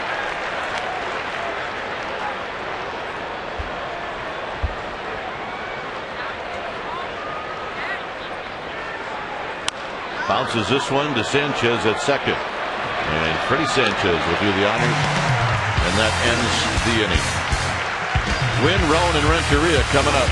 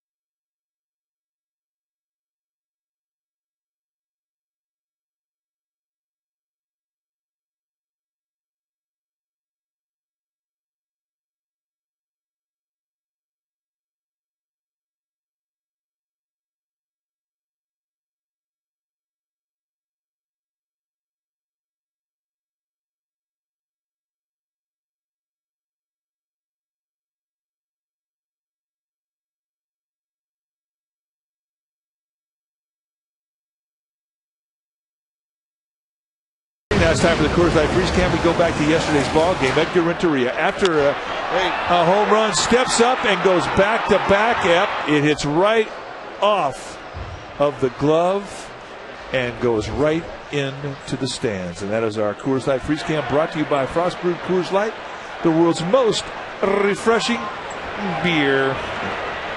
Drew Macias could not quite hang on to that one. Here's Randy Wynn. Giants leading by 1 run. And Randy Wynn rolls it foul. No balls and 1 strike. Wynn, Rowand, Renteria. Yeah. I can do that. Yeah, a little watercoloring at the yard.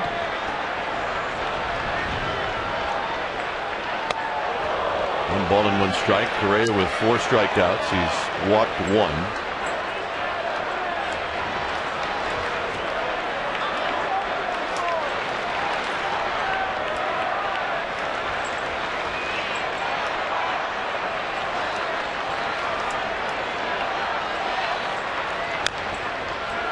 Roll foul. It's 1 and 2. And there's a gentleman who's doing the artwork. Comes out here quite a bit. We've actually seen some of his finished paintings, and they're really fantastic. Loves the yard. Come out here, you got to bring a lot of orange there, don't you? Yep. Do not run out of orange or black.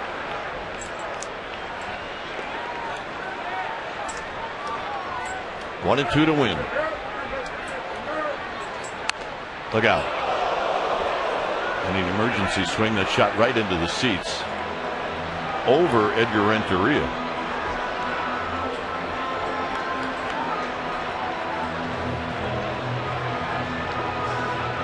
I think that did ding somebody.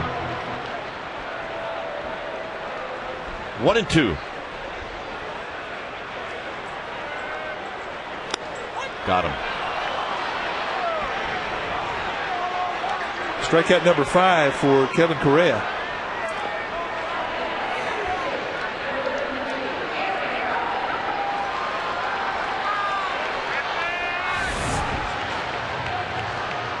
Sits up in the outside corner and just throws one right through the glove. Excellent command with a 4-seam fastball.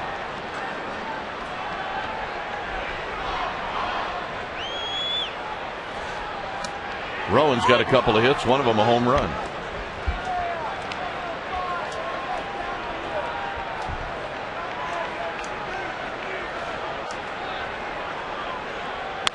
On the ground to short. Cabrera a little wide, but staying on the bag is Gonzalez. 2 outs. Yeah, Adrian Gonzalez is really a fantastic glove over at first base. And, you know, with Gonzalez, like every really good first baseman, JT Snow, Keith Hernandez, it's just the footwork around the bag, that they can make themselves bigger just because they always seem to be able to have their feet in position to stretch properly. Good example right there. Nice play.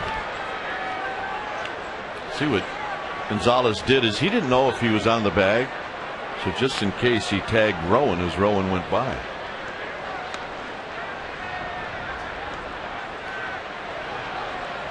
Renteria fouls it out of play.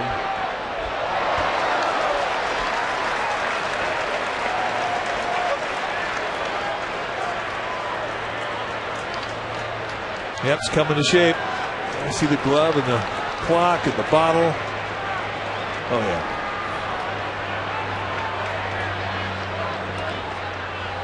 Outside and low, 1 ball and 1 strike. Hey, like Carlos Santana said, this is a city with more artists than con artists. There we go. And we got one of them here. Another example of it.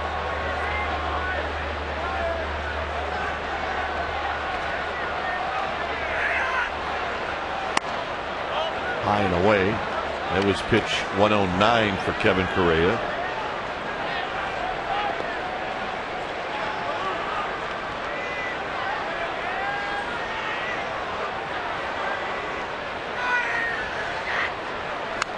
Foul back, 2-2.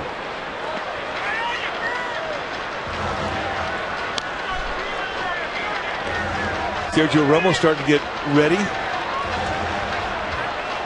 The fact that they got 5 1/3 out of Madison Bumgarner is fantastic. On a night where he stepped in to fill the shoes of Tim Lincecum, those are not easy shoes to fill. But from here on out, it is a bullpen game. Out of play.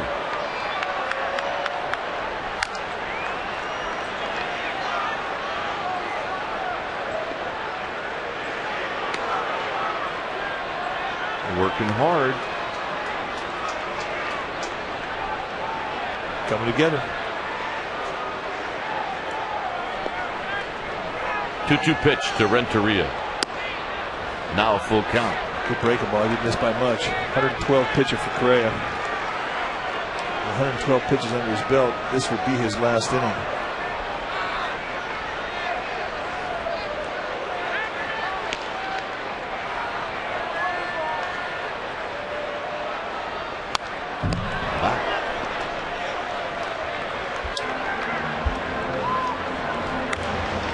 John Bowker is on deck.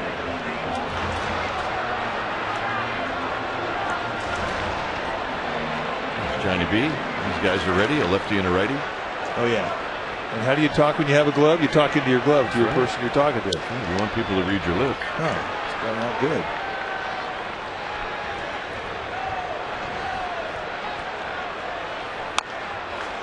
Chopped fair, and Renteria is tagged out. Renteria is going to argue with James Hoy, but to no avail. Let's go to our Sportsnet Central studio for the Sports Flash.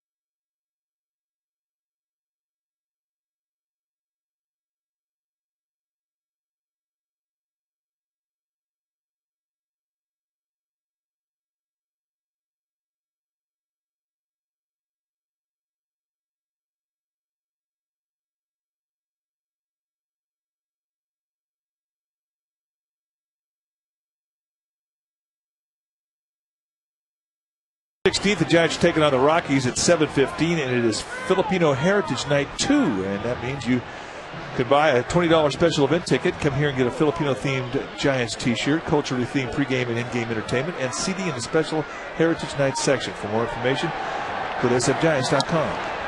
3-2 Giants here in the top of the 7th inning for Brandon Metters as he faces Oscar Salazar. Salazar pops it up. It'll be Sandoval. 1 out. Well, tune in to the Bay Area's #1 rated 11 p.m. newscast. That's NBC Bay Area tonight at 11. And you can wake up with traffic and weather on NBC Bay Area weekday morning starting at 4:30 a.m.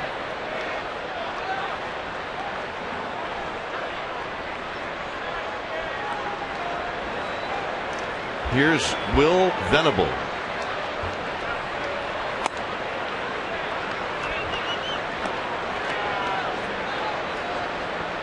Venable singled in the 2nd, struck out looking in the 4th.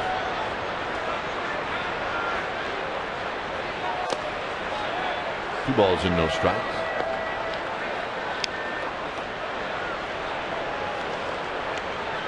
Dodgers tied that game up against Arizona in the 8th, and then on an infield hit they took the lead, so it's 5-4 LA. We'll make that 5-4 LA over Arizona. And the Diamondbacks now have a runner at first and nobody out. So the Dodgers with a 1-run lead. Remember, they'll be in town on Friday night.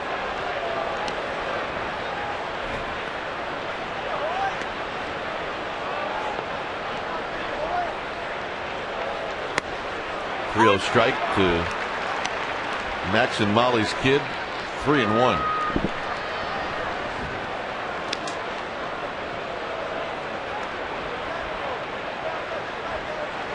Breaking ball hit very well into right center field.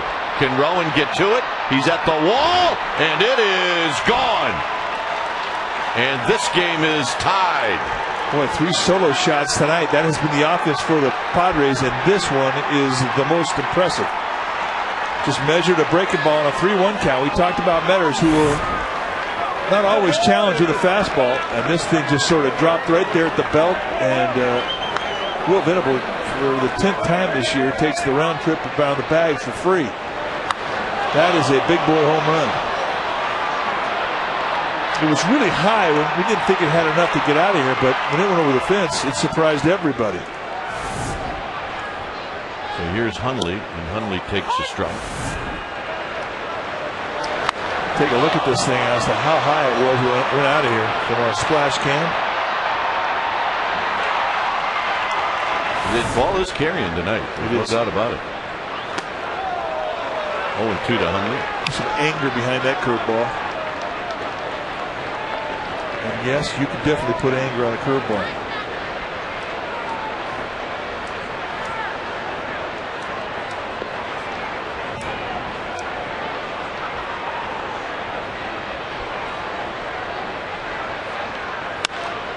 Hit into left center field. But this one will stay in the yard. 2 outs.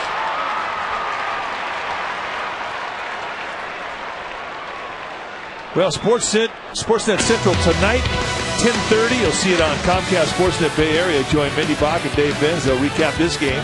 And you also get a Raiders report with Richard Seymour. And then also tune into Jeff Tedford's news conference. You'll see it all tonight on Sportsnet Central on Comcast Sportsnet Bay Area.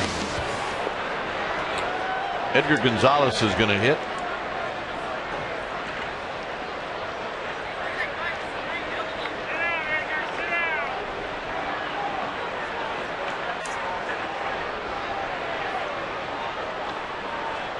Gonzalez, the older brother of Adrian Gonzalez, was a pinch hitter yesterday, and he went 0 for 1, hitting 195. No balls and 1 strike.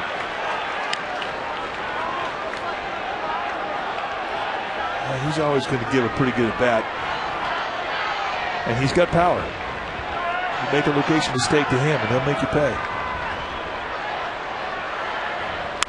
Line drive, base hit, left field. Velez will keep Gonzalez at first, and that'll bring up Cabrera.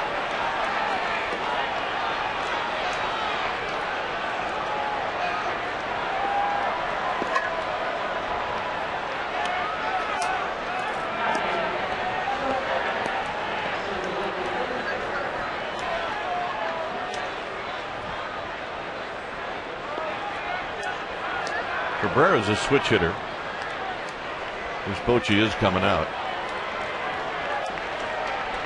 And this is going to be a double switch, and it's likely to be Randy Winn. Randy Winn. Before Bruce Bochy took one step, Randy Winn was coming in from right field. When it's time for a change, think Speedy. Oil change and tune-up. Your oil change, tune-up, and smog experts. It will be a double switch.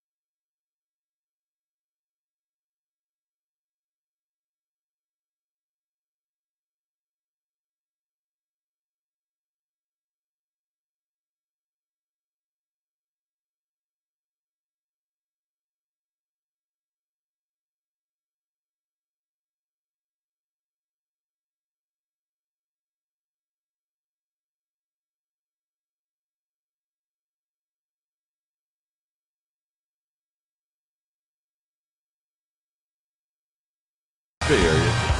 At 12:30, it'll be the Giants and the Padres, as those two teams will wrap up this three-game series, and it'll be Barry Zito against Wade LeBlanc.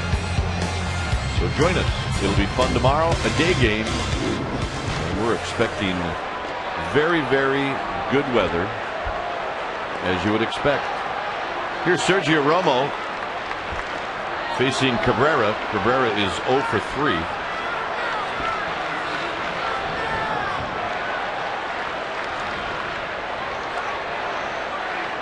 At first is Gonzalez, and a strike to Cabrera. Dang, quick advantage.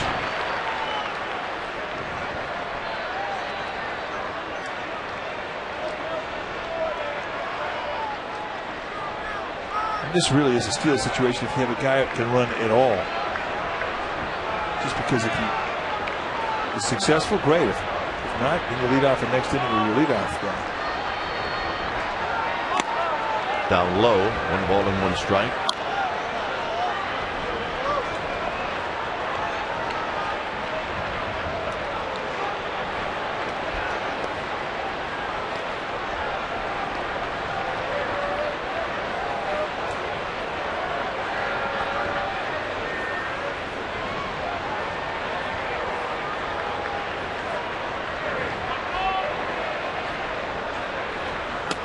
And another strike to make it 1 and 2. Red Black keeping Gonzalez very close to the bag at first.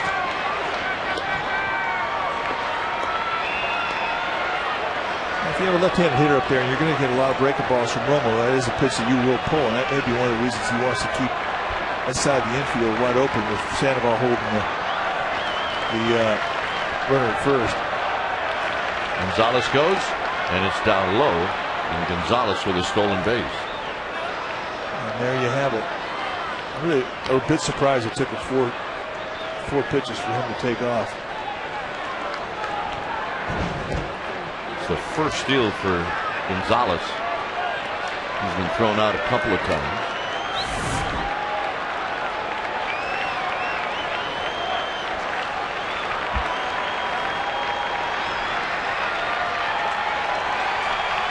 In a tie ball game, it's 2-2 to Cabrera.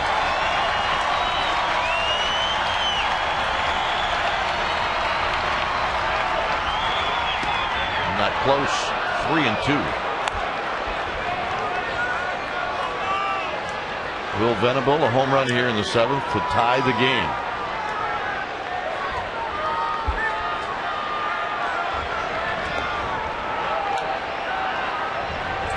Adrian Gonzalez talking it over. Andy Reddy, the hitting coach for the Padres.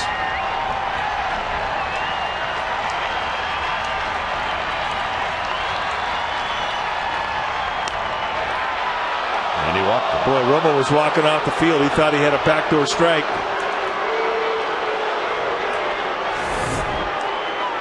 Tries to go back door with that little breaking ball and did not get the call. It would have been a pitcher strike. And you saw the leak that Romo had towards the Giants bench. Here's Eckstein. Giants will pull their outfielders in a little bit. You got to be careful here. You know that Romo likes to use that inside corner with that breaking ball, and Eckstein right on top of the plate. He will lean into a pitch.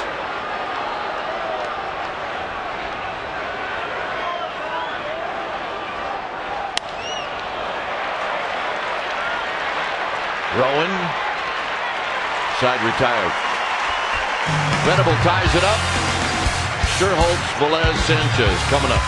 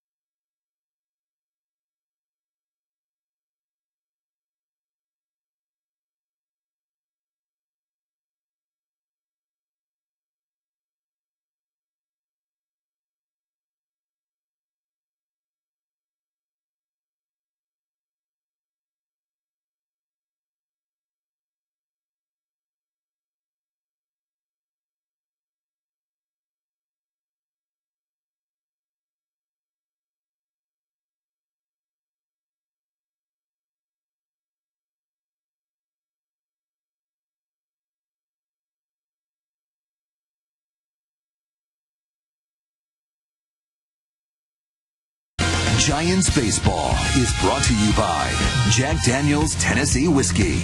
Please drink responsibly. And by Comcast HD, with more HD than any one period. Let's check out our McDonald's game summary. It's a tie ball game, 3-3. 3 solo home runs for the Padres. Correa in 6 innings gave up 3. Rowand's got a solo home run. He scored 2 runs. Bumgarner in his major league debut, 5 1/3, 5 hits, 2 runs, a walk, 4 strikeouts. And that is our McDonald's game summary. We have a new pitcher, and we have Nate Sherholtz coming up, and that's Adam Russell. Adam Russell, we had a chance to see Adam Russell in yesterday's ball game through 2 good innings, and he's one of those guys that came over in that trade with the Padres and the White Sox that involved Jake Peavy, and he throws good. He got some giddy up there, kind of a different type of release. He really gets down. And Tony Gwynn comes in, he'll play center field. Russell, good hard fastball, hard slider, and a changeup. Threw 35 pitches yesterday. Of course, if you go with the Norm Sherry theory, He almost had a full day off, being an afternoon game yesterday. Absolutely. We're going to get 2 days off next week, according to Norm Sherry. Or actually, it happens tomorrow.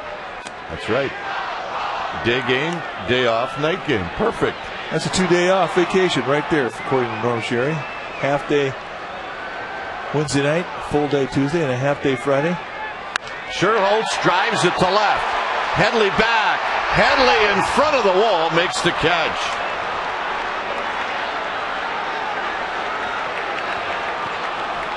Sherholtz retired. Headley playing pretty deep, which allowed him to get to it. See the movement on the fastball, runs away from a lefty. And for Nate Sherholtz, a nice opposite field approach, backspins this ball and gave a thrill to everybody here. Headley going back nicely on the ball, overhand backhander. Velez is 1 for 2.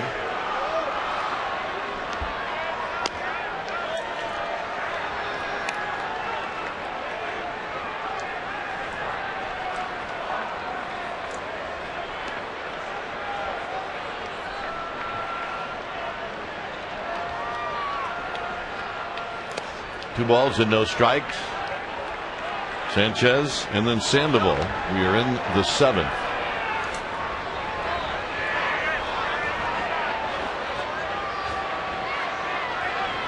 I think that kid got caught in the wrong dugout for a little while. Looks like the wrong foxhole. 3-0 to Velez.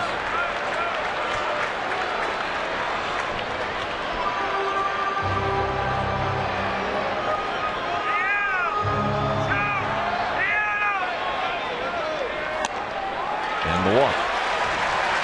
That is a mistake. Well, Hundley threw out Velez trying to steal in the 4th. I think Bruce Bochy would use a hit and run now before he'd let Velez try to go.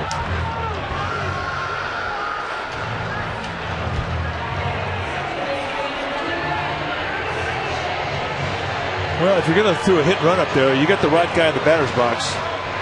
Freddie Sanchez is really a good bat control guy and a very good hit and run man.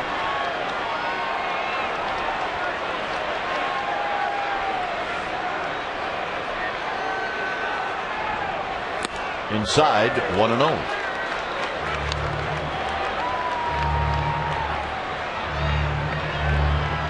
You can see the delivery from Russell, a little unorthodox, but he really has a crossover step and really gets down a low 3/4.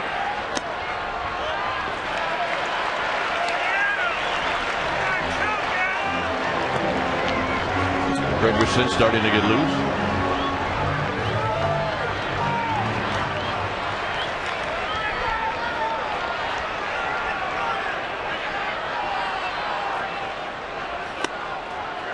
Russell pours in a strike to make it 2-1. Sanchez is not in any hurry to have his at bat determined in 3 or less pitches. I mean, he'll take a 2-0 fastball. He'll take a 3-1 fastball. He will make you work. Not afraid to hit with 2 strikes.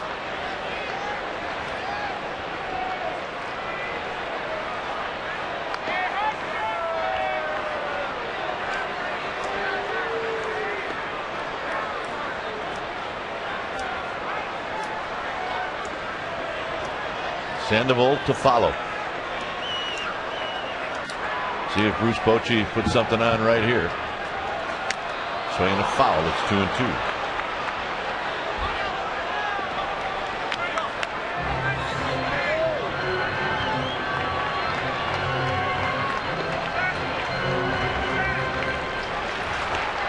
The moons the last several nights have been fantastic.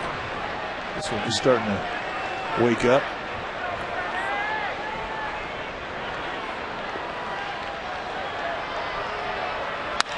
Base hit right field. It's a great example of a 2-strike approach and a real good opposite field approach. When you talk about a guy that handles the bat well, a good bat control play, this is what you're talking about. Just hitting the ball where the ball is pitched. This is not a mistake from Russell. I mean, it's up a little bit, but still it's on the outside corner. Guy tries to pull that ball, he rolls it over, it's a double play. Here he stays inside it, and he drives that ball to the right side. He can hit. You do not lead the league if you can't hit. That is not a fluke accomplishment.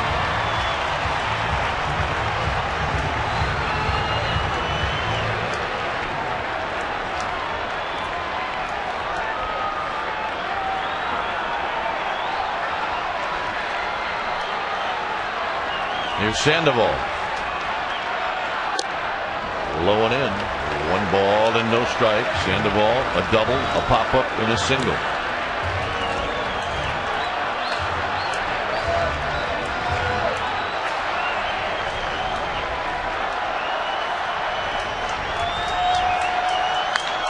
Big chopper, Gonzalez. They get 1 there, and the throw to first, and everybody is safe with the exception of Sanchez going into second.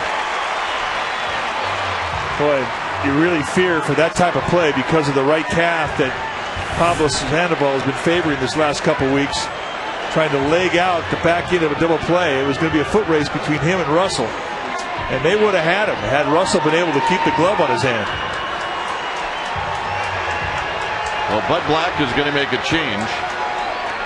That throw had a little sink on it and knocked the glove off of Russell. A change or a conversation? He's doing the Roger Craig look into his eyes. He says, I don't like what I see.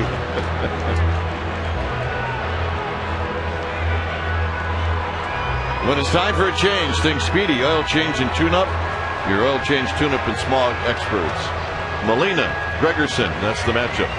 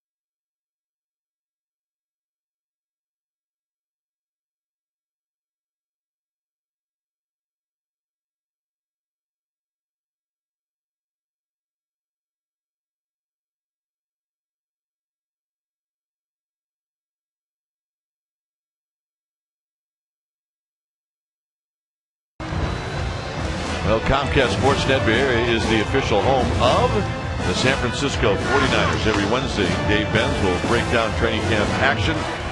And starting on September 13th, 49ers postgame live immediately after every game with Gary Radnich and former Mayor Willie Brown. Check it out.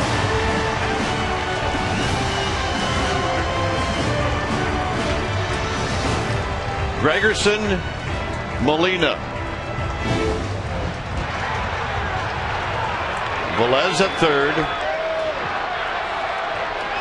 Sandoval at first.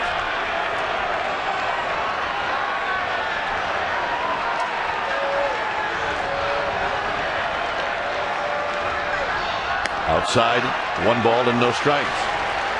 Gregerson has good stuff. He's got low 90s sink with a changeup and a hard slider. And look at the strikeouts. 75 in 62 innings against 26 walks. It gives you an idea how good that slider is.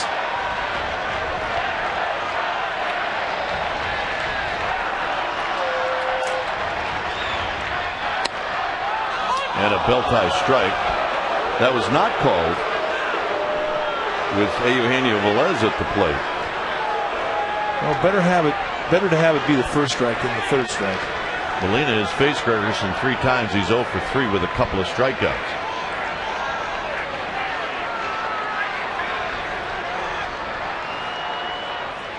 Popped him up. It'll be Cabrera, and that will end the inning. Giants leave a pair. Here comes the 8th inning.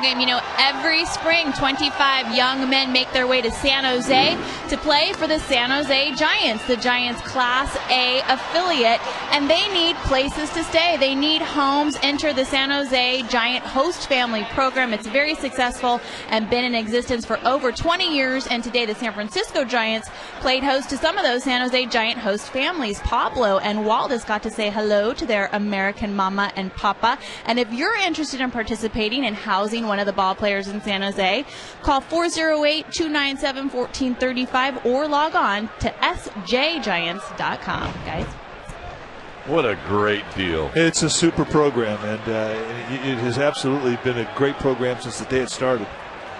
Here's Affel to Gonzalez, and a shot, and it hits Uribe, and Uribe had no idea where it was.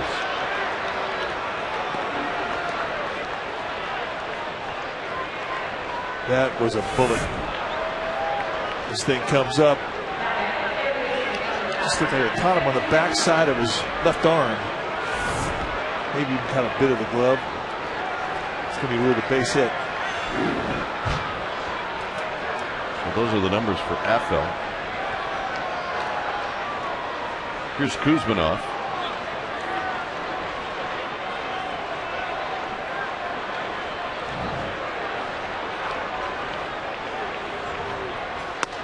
Kusmanov takes in tight.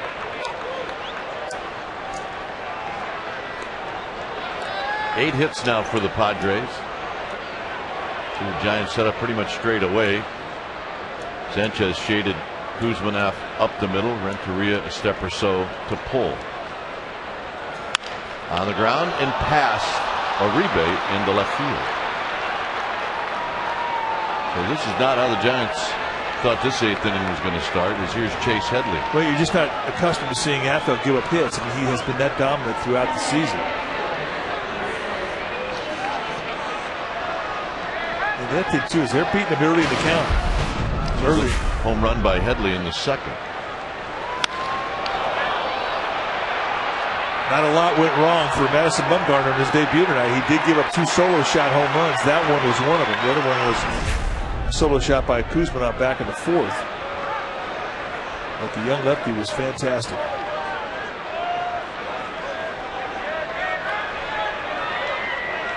Headley It's a couple of hits lifetime against Affel.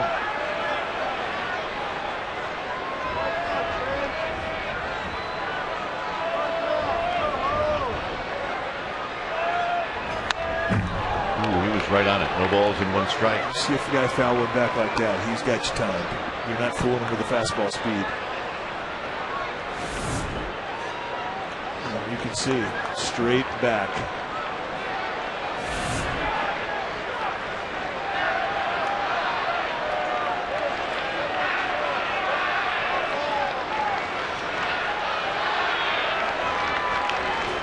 Look out. 1 ball and 1 strike. Keep trying to hump up on that one. Well, the prior pitch was 95, and so was the last one.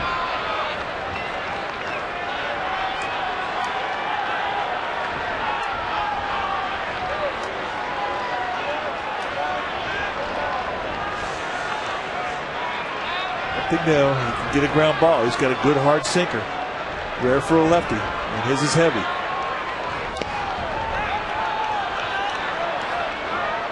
You have a good sinker like Affel, that's where you want to see him miss. You want to see him miss below the strike zone.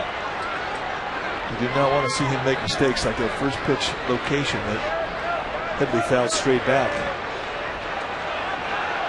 Down around the knees, that's where the ground ball is. That's where the 2 outs on 1 pitch is.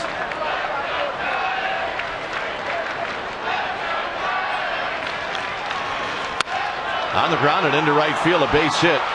Sherholtz has got a shot. Here's his throw home. Molina's got it, and he couldn't hang on. And sliding in is Gonzalez, and the Padres take the lead. Well, it's one of those times when you can gamble. And Nate Sherholtz completely ignoring the cutoff man, as well you should. And this is a play that probably could have been made if Molina gets a handle on it. All the way in a fly in plenty of time. And he just could not come up with the 1-hand grab. And that hurts because on the gamble, once the guy was safe at home, everybody is allowed to move up out of the force position with runners now at second and third. So Luis Rodriguez is going to pinch hit for Gwynn. So 3 straight hits for the Padres here in the 8th inning.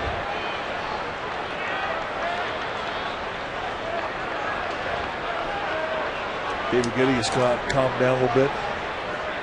Give a little Luis Rodriguez scout report. Calm him down a little bit more. Pat him on the back. And also tell him, you know what? Because of your ability to throw that sinker, it's not the end of the world if you walk this guy. So pitch him carefully.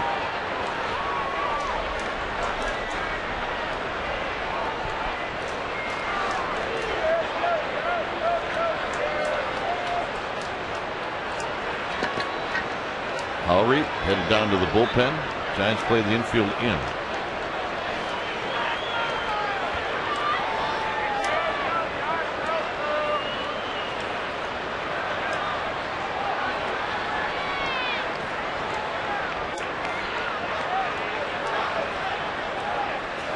Outside, 1-0. Frustrating for a ground ball guy like Affel to get that ground ball in a first and second situation and have it find a hole and get to the outfield. And you're pitching for a ground ball, when you get it, you're thinking, all right, here we go. And then all of a sudden you look up, it's in the outfield, and your heart sinks. Renteria will charge. 1 out. Here's Venable.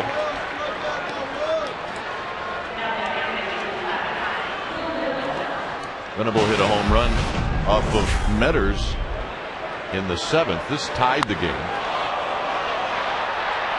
Impressive swing of the bat right there. It's just simply because of how high it went. You don't normally see the high fly balls go out to that part of the yard.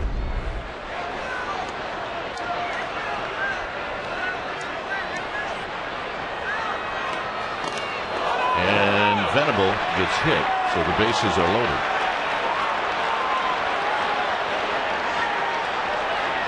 And here's Hundley.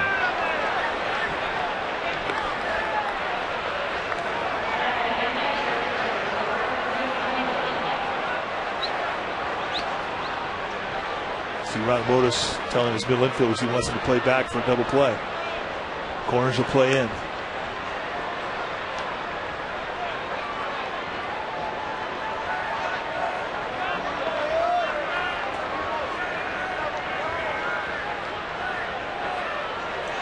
Right here, if you're Jeremy Affle, this is where you need to get lucky. This is where you need to get a ground ball to find one of your infielders. Foul at the plate, and it's 0-1.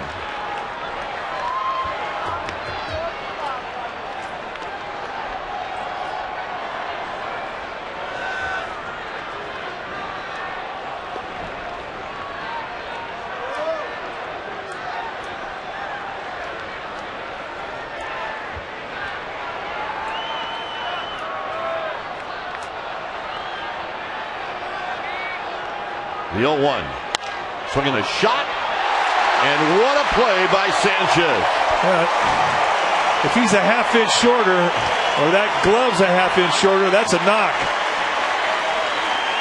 And he used every bit of what he has to jump up and snag this line drive. Wow, good play. There's the break you're looking for. Oh, nice at bat from Hundley, and Freddie Sanchez just robs him blind. So Henry Blanco's going to hit. Alias Hank White.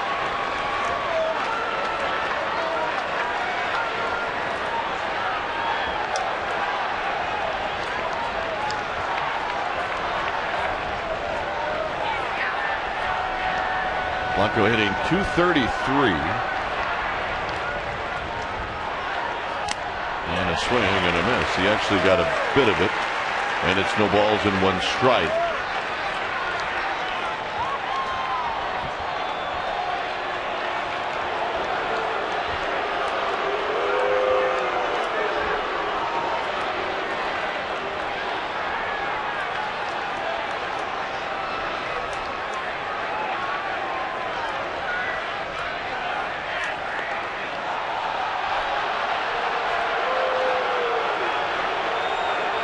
Outside, 1 ball and 1 strike.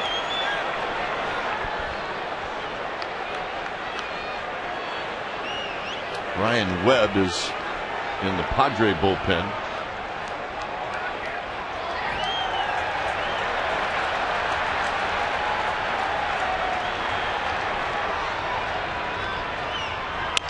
On the ground to the third baseman, Uribe. Uribe, side retired. Well, the Giants catch a break on the line drive, so it's a 1-run deficit.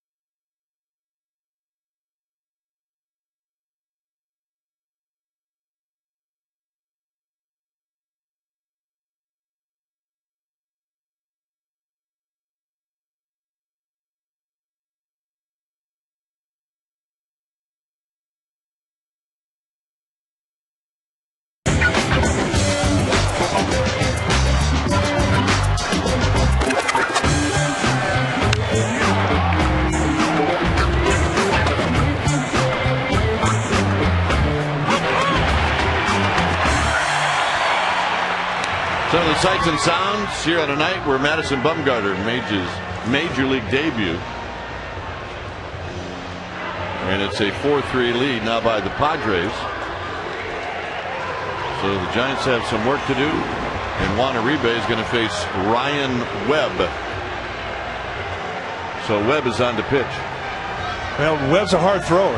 Good hard fastball, curveball combination. You see 13 strikeouts in 16 innings. He's got good stuff. 24 base runners in those 16 innings. Drew Macias goes out to center field. First pitch at the knees, and it's 0-1.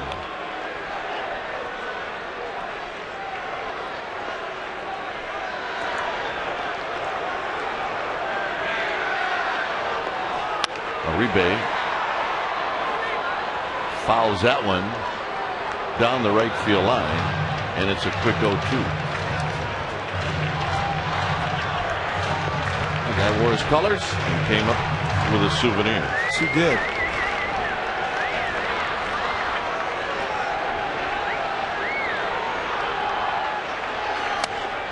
Very high at 97. 1 ball and 2 strikes.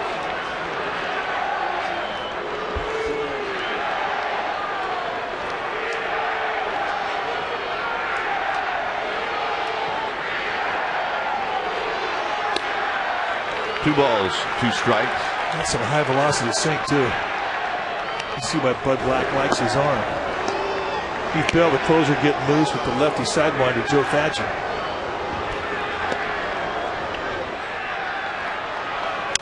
Breaks his bat. Oh! Kusmanov, 1 out. That went flying into the Giants dugout. He was okay. Here's Bowker.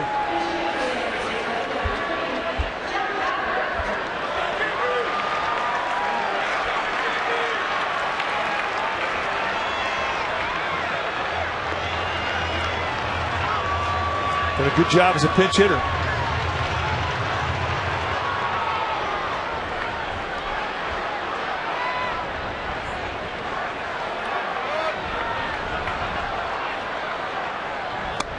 And a strike. Bowker's got power. Oh, good first pitch changeup.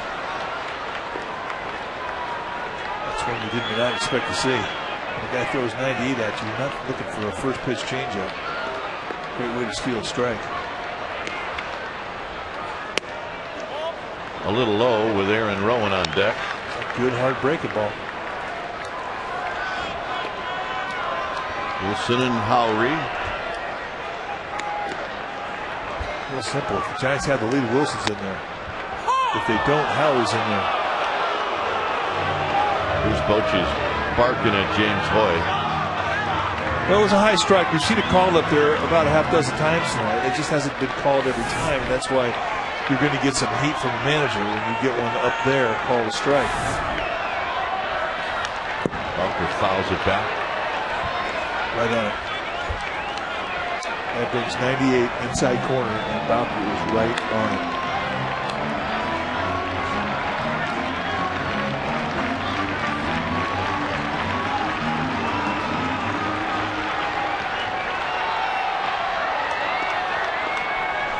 One and 2.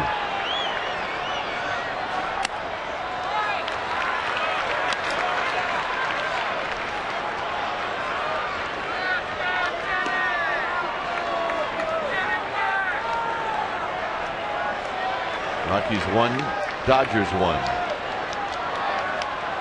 Rockies beat Cincinnati 3-1, and Bowker out swinging. That is a nasty breaking ball. And here's Romo. Good hard curveball. Look at it. Padres got Ryan Webb when they traded to Oakland. And sent Scott Ariston to the A's, and Ryan Webb, one of the arms that they got back in return.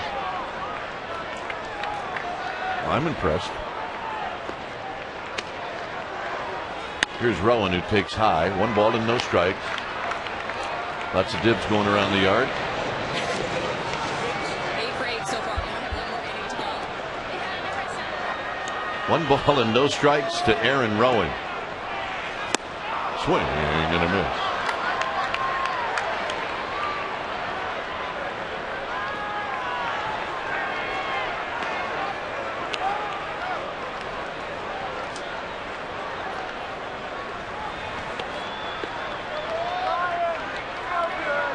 Renteria would like to hit. He's on deck.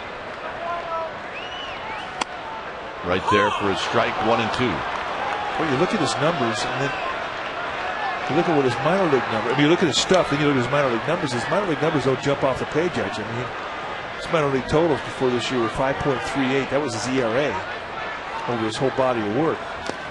And Rowand goes around, and now the throw to first, and he'll be out. We will go to the ninth.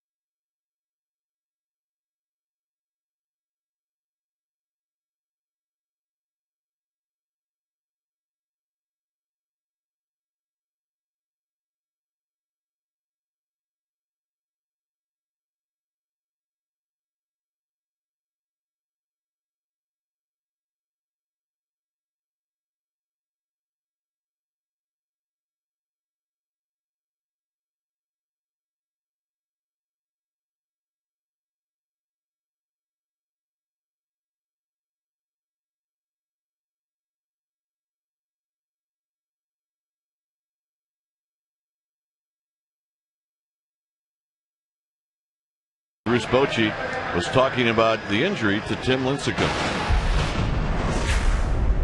Basically, what they said, he just needs a couple days, and 24 to 36 hours in that area. Then we'll evaluate where we're at with him, and we'll put him back in rotation. But he definitely needs a day to day. So, sure that we will be getting daily reports on the health of Tim Lincecum as Bobby Howry throws to Cabrera, and he bunts through it, and it's no balls and 1 strike. Bob Howry's numbers coming into this situation, like pretty much every time you come in out of it, when you're coming in late in the ball game as a relief pitcher, it's always a tight situation. Not much room for error. Lifted into left center field for Rowand. 1 out. Nice quiet out. This is the kind you like to see when you're out there on the hill. Here's Eckstein. In the bottom of the 9th inning, it'll be Renteria, Sherholtz, and Velez.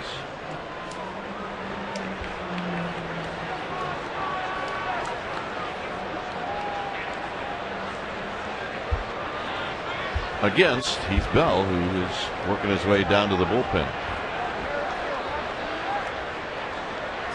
Eckstein takes a strike.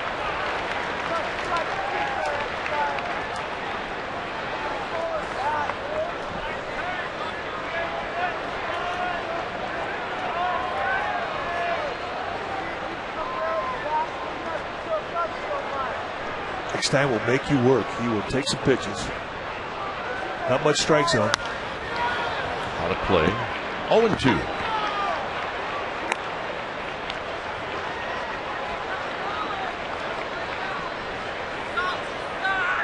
And what little strike zone he has, he covers it pretty well. He did reach on a walk.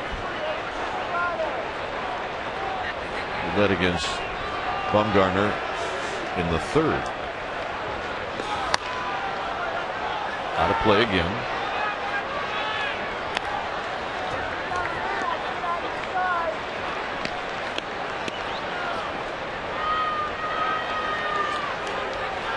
Remember, day game tomorrow.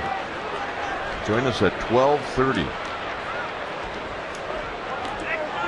Quick turnaround. A very quick turnaround. Big chopper. Renteria knows he's going to have to hurry.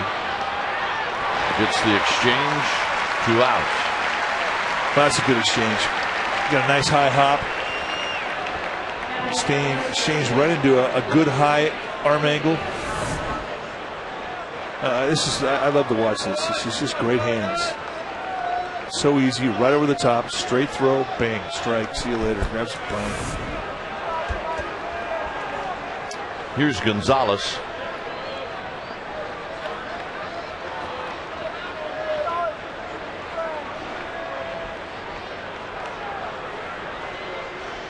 Gonzalez 1 for 4.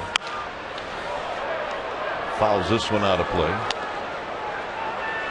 Boy, everything in his approach seems to go left field, doesn't it? Yep. Just stay inside it and just pop. The true test of power is when the guy can just go the other way, stay inside his swing, backspin a ball. This is what this guy's whole approach is.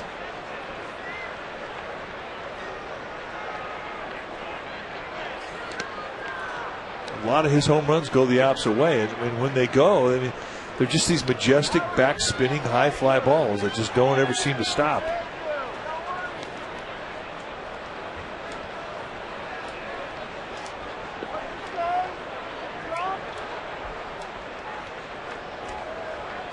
One ball and 1 strike. And he pulls this one foul. Watch your lips down there.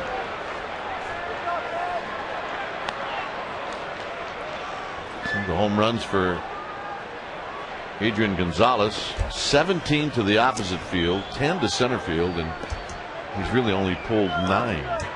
Well, the pull field at Petco Park, his home field, that's the toughest field to hit him in if you're a left-handed hitter. And he's figured it out. He's figured that backspin and high fly to left, that's the way to go. This year, way more home runs on the road than what he's hit in San Diego, but a legitimate power hitter, a good one. And that hit him. So Gonzalez will take first. Yeah, that's not going to make Bob Howard very happy. He had a 1-2 count on him. Hit a guy with a breaking ball.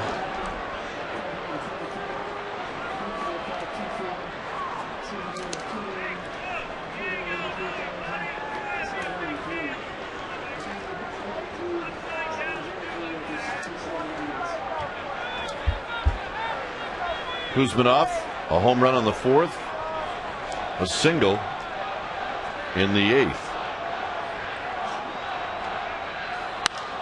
Drives this one to right.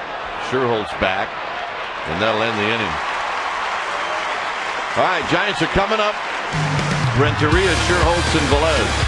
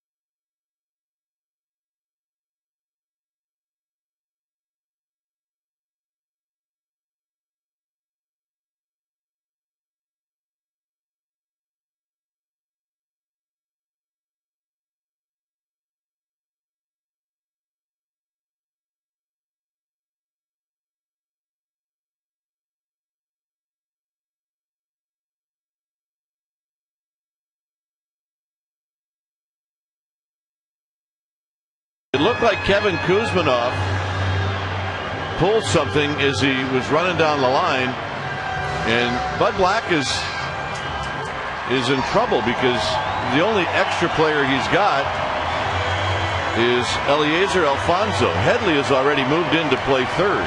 Yeah, they pulled Nick Hundley, the catcher, back, and they maybe putting Eliezer Alfonso to catch and sending Hundley out to left field, which is I think what they're going to do.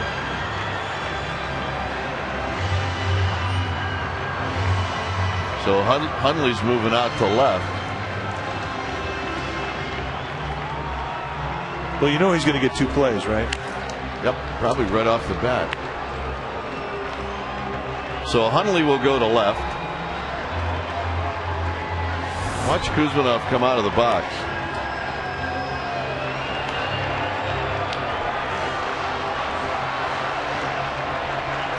Yeah, it could be. It could be a back. It could be a side. You're right.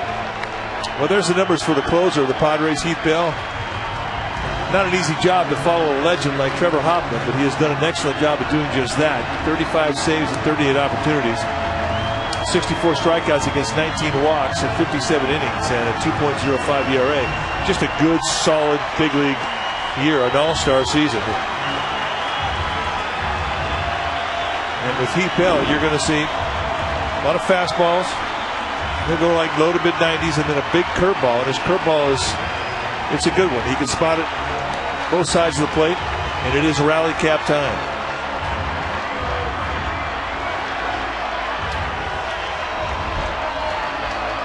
Now Renteria's got pretty good numbers against Heath Bell.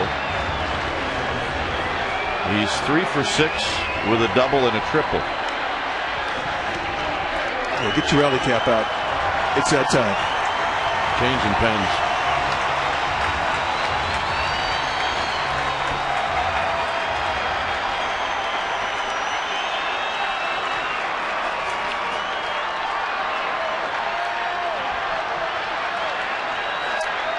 One for 3 tonight for Edgar Renteria.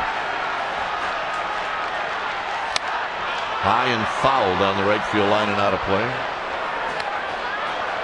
For Hundley, this will be the first time he's ever played the outfield, at least at this level. And what do you do if you go to the outfield for the first time? You play deep. Play way deep. Way deep.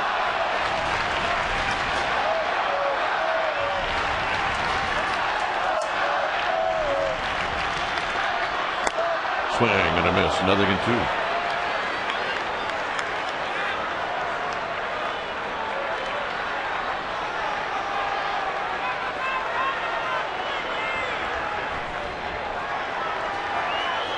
Kind of a lonely feeling out there. You spent 8 innings behind the plate being a catcher. Now all of a sudden you go out to the orchard in left field.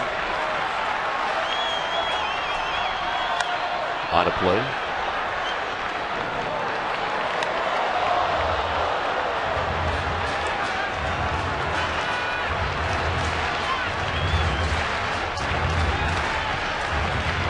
So 0-2 to Edgar Renteria, trying to reach.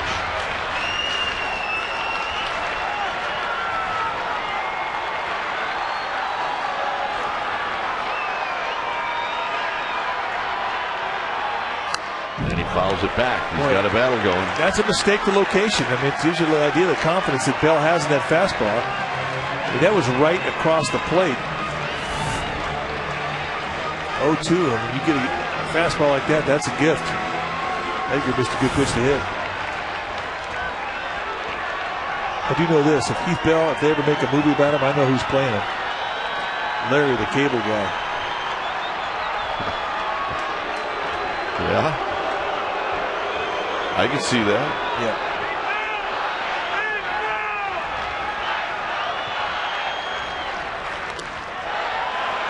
1-2.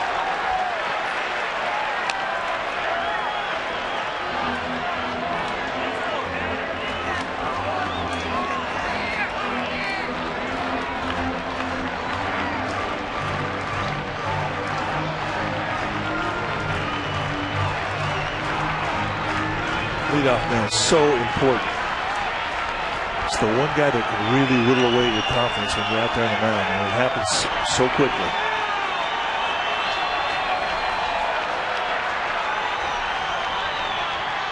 On the ground to short.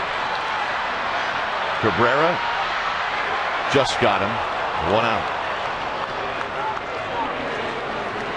And here's Sherholtz.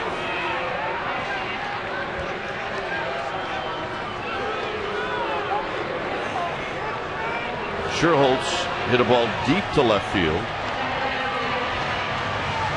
And his only at bat when he came in on the double switch.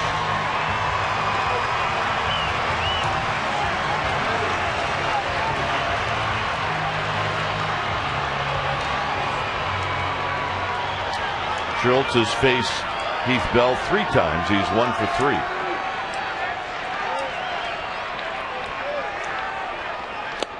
Down low, and that's a good take from Nate Sherholtz. That's the hard one to lay off of. Well, again, better to see it first strike than third strike. I mean, you swing through a pitch like that, your first pitch, and you can recover your at bat.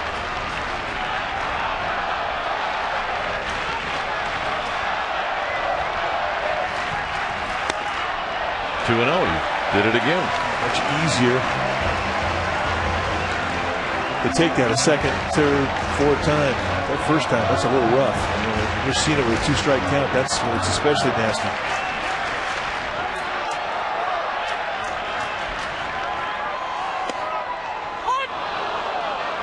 Change up.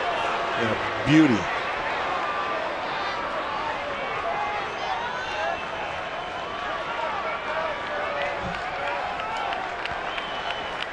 Velez to follow. Sherholtz trying to get on.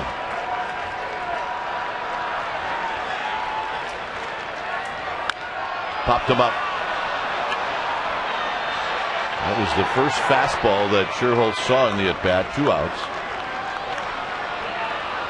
And here's Velez. Velez has been on base 3 times, a couple of walks and a single. He represents the last chance for the Giants.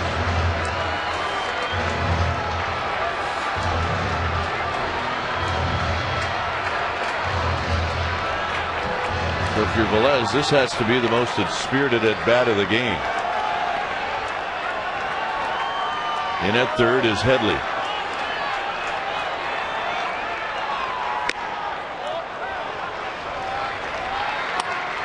Just a bit outside with 95-mile-an-hour gas.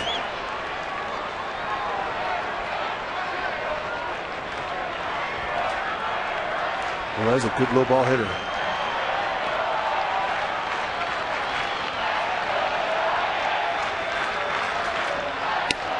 And a strike.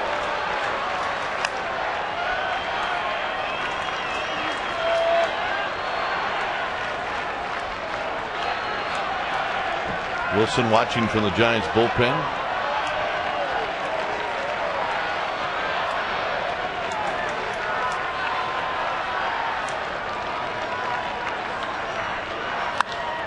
High fly ball, left field. This should do it. It's going to be Hundley, and that's the ball game. So the Giants drop game 2 of this 3-game series, and they do it